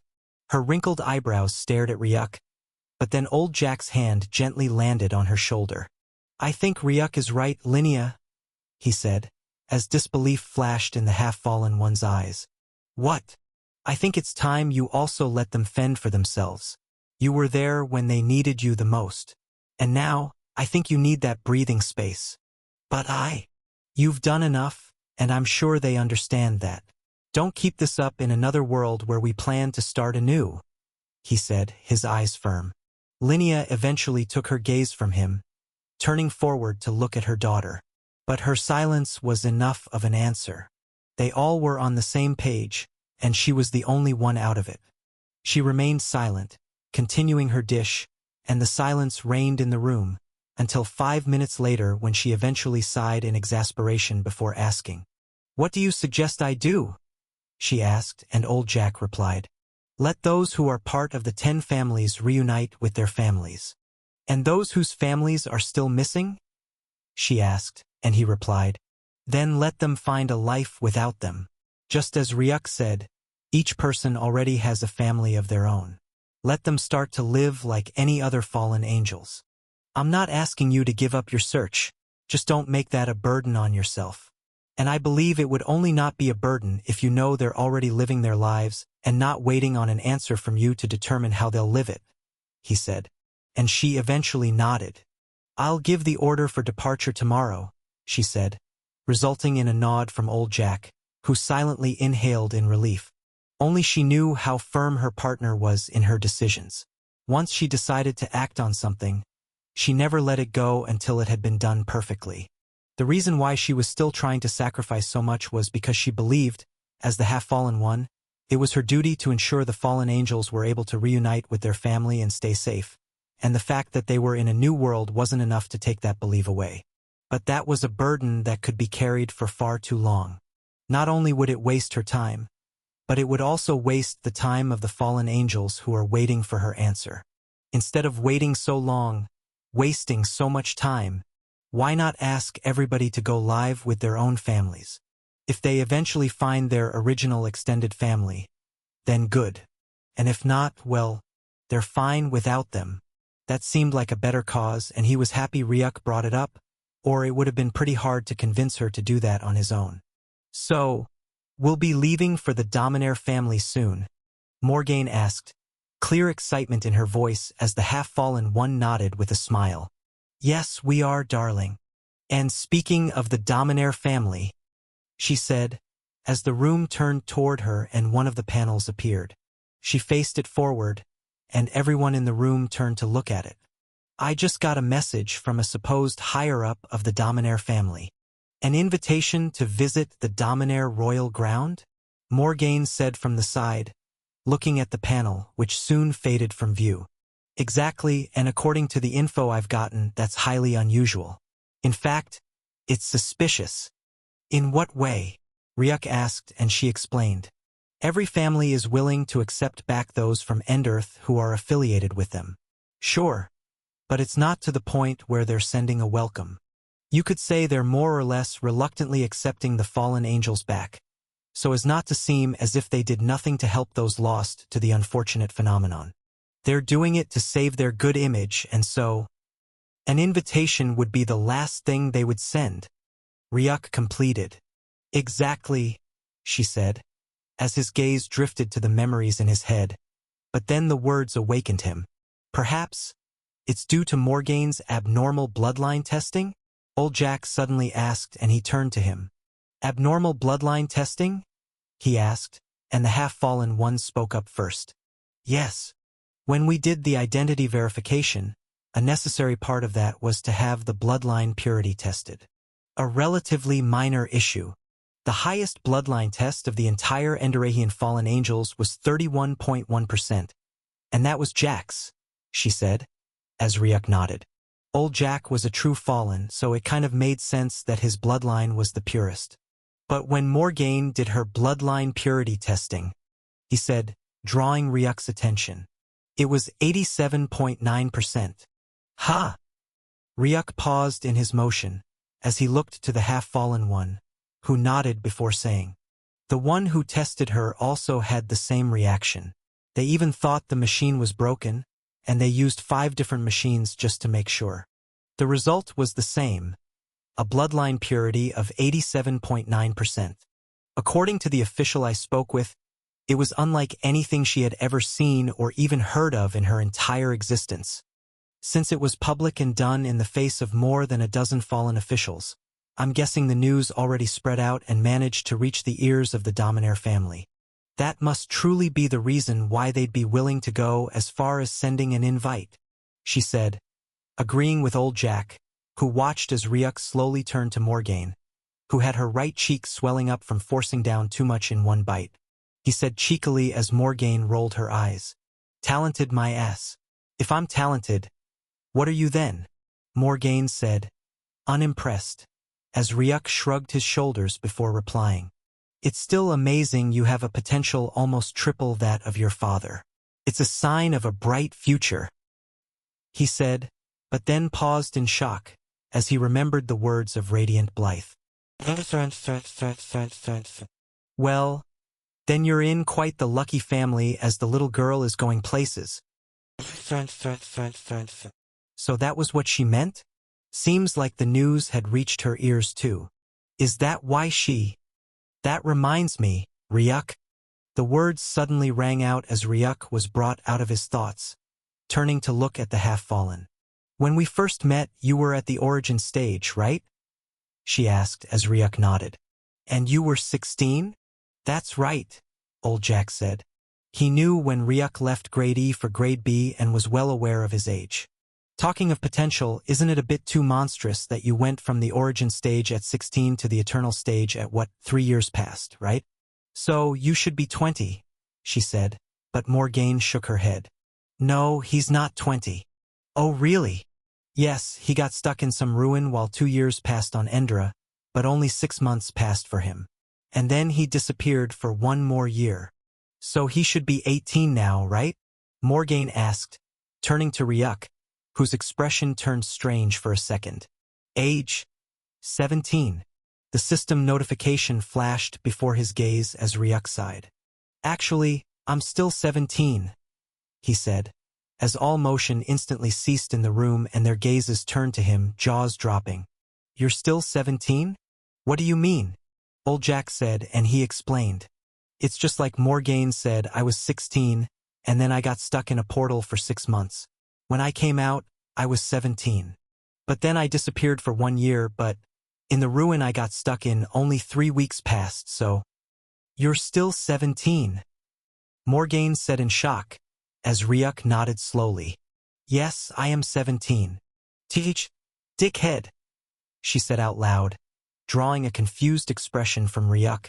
To think, I actually asked a 17-year-old to... Morgane thought, her head growing red when she remembered the memory of how she had jumped onto him on the bed the last time. That was underage abuse even on Endra. So it took a year to go from origin stage to the eternal stage? The half-fallen one asked, unbelieving of her own words, but old Jack thought. He's already past the eternity stage. He had fought with Ryuk after he woke up, and even though he was at the eternity, he couldn't leave a single scratch on Ryuk and had been completely overwhelmed by him during the battle. Any eternity stage expert would never be able to deal with him so easily, so Ryuk must have definitely surpassed eternity. He didn't say that aloud, simply playing along with Linnea. How pure is your null bloodline to grow so fast? She asked, but then Ryuk soon noticed the caution in her eyes. If his null bloodline being so pure is what enabled him to grow this fast, then that isn't something to be happy about, Linnea thought to herself, but then watched as Ryuk shook his head. My null bloodline is pure enough, I guess, but it's not really the reason for growing so fast. There are many factors around it, Ryuk said, but looking at the half-fallen one, who seemed like she wouldn't leave his neck alone until he answered her, or at least told her it wasn't due to his null bloodline. He replied, the ruins were a major part of it. They were cultivation ruins that had everything one needed to grow at a rapid pace, Ryuk explained, as the half-fallen one hummed.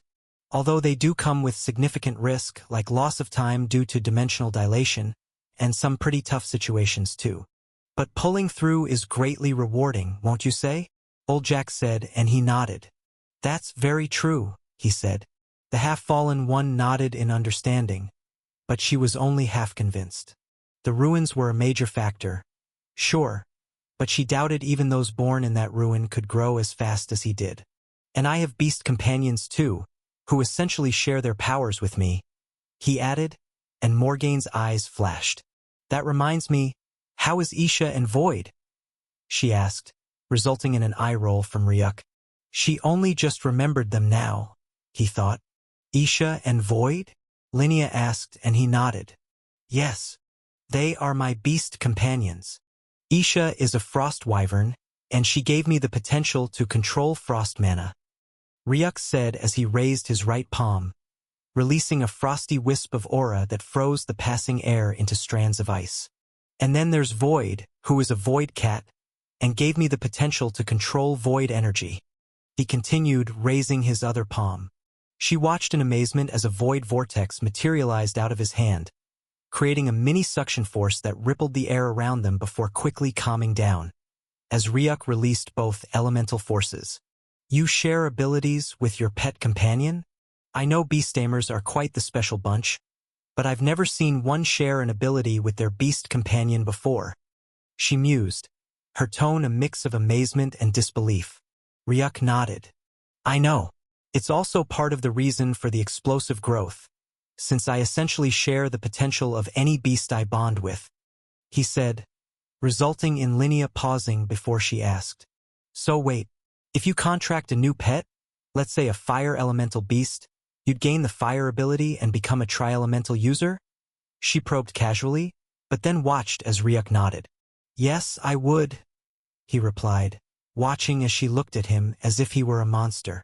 Wait, so that means there's essentially no limit to how many elements or beastly skills you could possess, so far as you keep contracting new beasts. Morgane said, but Ryuk half nodded. That's partly true. I can gain as many abilities as the pets I contract, but I don't just go around contracting pets. You don't, but you can, right? Linnea asked and he nodded. That's true technically, but sounds like that limits you. If you can contract many beasts, but you only have 2, it seems like a limiting factor that you imposed on yourself, she said. He opened his lips to argue. But then, she's right. The system notification flashed before his gaze. Ryuk's eyebrows twitched faintly before he eventually shut his mouth and whispered, I have good reason. And what's that? Morgane asked with puppy eyes. Well, it's true I can contract many beasts and gain their elemental attributes. It would of course make me strong, true, but it'll lead to instability. Instability? She asked and he nodded. Yes, instability with issues like loyalty. My 2 pets, Isha and Void, are more than beasts. They're family, willing to go to any lengths to ensure my safety, and ready to defend me even without an explicit order. There's a deeper connection than just sharing elements or potential with them, and such a level of trust takes a great amount of time to build. I can contract 50 beasts now, and I'll grow a lot stronger, sure, but cooperation with me and each other and loyalty to me and each other. That's not something that can be guaranteed, and that might even lead to a higher chance of betrayal. He explained as old Jack and Linnea nodded in understanding. Loyalty is truly an incredibly important factor when it comes to relationships with creatures.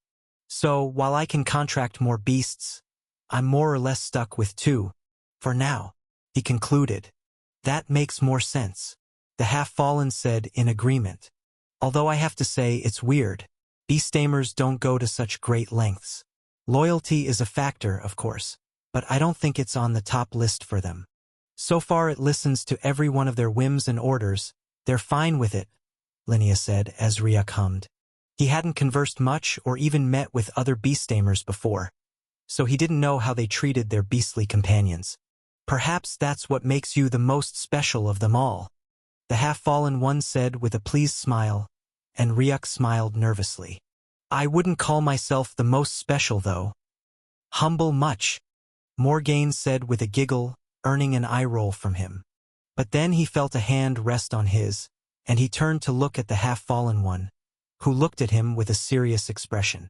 I just want you to remember that whatever happens, now or in the future, Ryuk, you're not one of those destructive creatures, even if their blood flows through your veins. Your power possesses a dark effect, and I trust you also know that too, she said, watching his eyebrows crease. It wasn't in doubt, but a silent agreement. It does, he silently affirmed to himself. Dark power is intoxicating and very chaotic. Ryuk, all I'm asking is for you not to lose yourself to it like most do. You can do that, right? She asked, and he nodded without a doubt. I will make sure not to lose myself to it now, and in the future too. He replied reassuringly, and she nodded, before her touch retreated. I trust you will. Now eat up before that goof finishes everything up, she said, raising her voice toward the end when she saw Morgane stuffing down an entire dish, her cheeks inflating like balloons. Almost half the entire table had been cleared solely by her, and all she did was return an innocent smile to her mother. There's still. Shut it. Someone's feeling nostalgic? The playful words rang out as Ryuk faintly turned his head, pausing when he felt the body that embraced him from behind.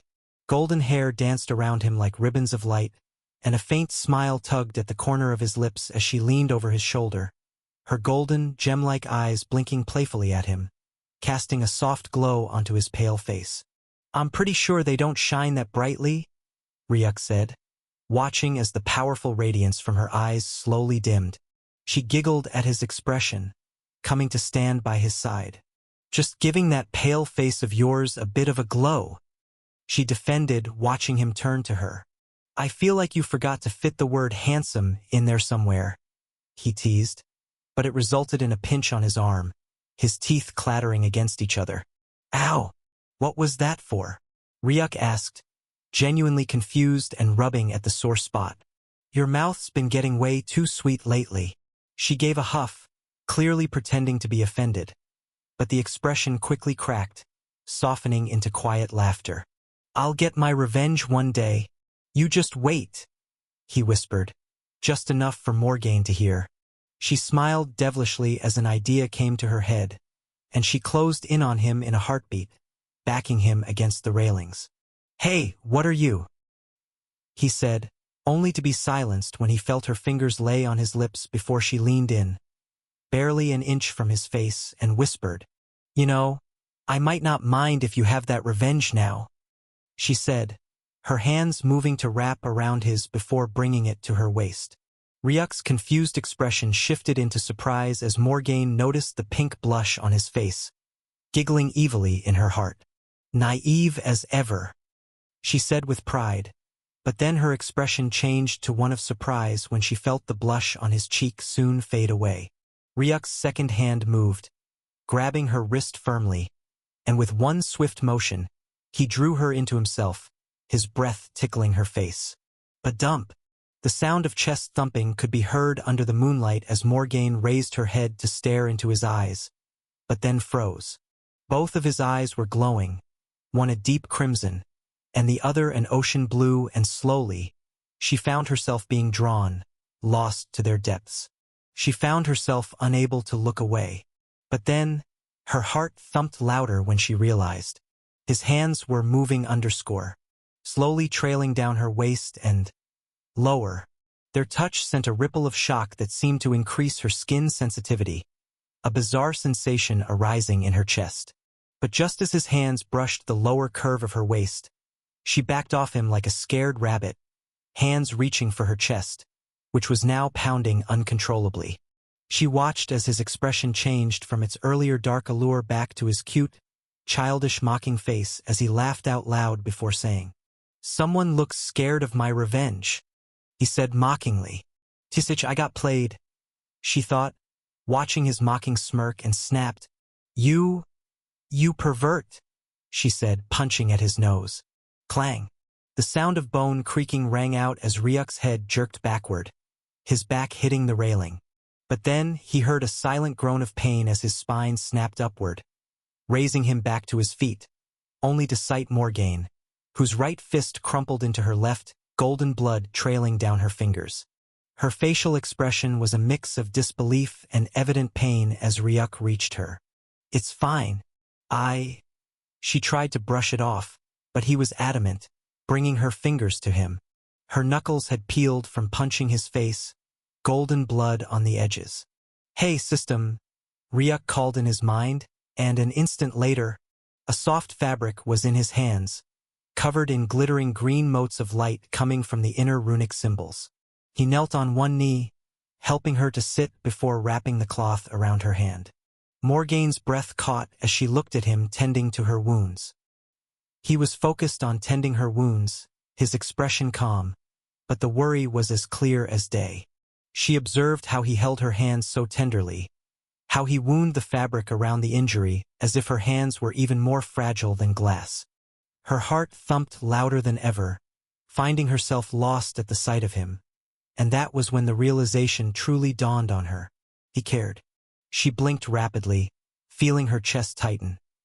Not in pain, but in something far more overwhelming, but was eventually snapped out of it when he raised his head.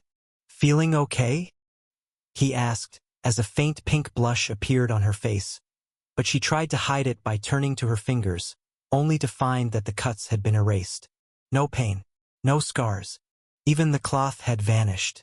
It was like the injury had never existed, leaving her in quiet shock. Thank you, she said. But then his tender expression faded off, giving way to his goofy, playful side. I think that should teach you not to try and break my nose next time, he mocked, rising to his feet before stretching his hand toward her. Morgaine snorted before grabbing his hand as she was helped up to her feet. I'll get my revenge one day, you dickhead, she swore, seemingly annoyed. But all she got was a mocking eye roll before he returned to the railings. The silence enveloped the balcony, her hands hugging her chest, feeling the thump in them, once formed from the realization. But then she turned to him, only to find his gaze lost in the sky. Weird, Morgaine asked, following his gaze, joining him to recline on the railings. I wouldn't say so. I just think it's different, he said, referring to the sky. And truly, the sky of Amamora, even now at night, was different. The previous eclipsed citadel of the fallen angels was a weird place known for its perfect twilights. But the sky of Amamora was a mix, a twilight streaked with golden motes. Yet, surprisingly, it wasn't morning, and there was a bit of darkness in the surroundings. Still, the golden twilight sky was definitely different from what he was used to.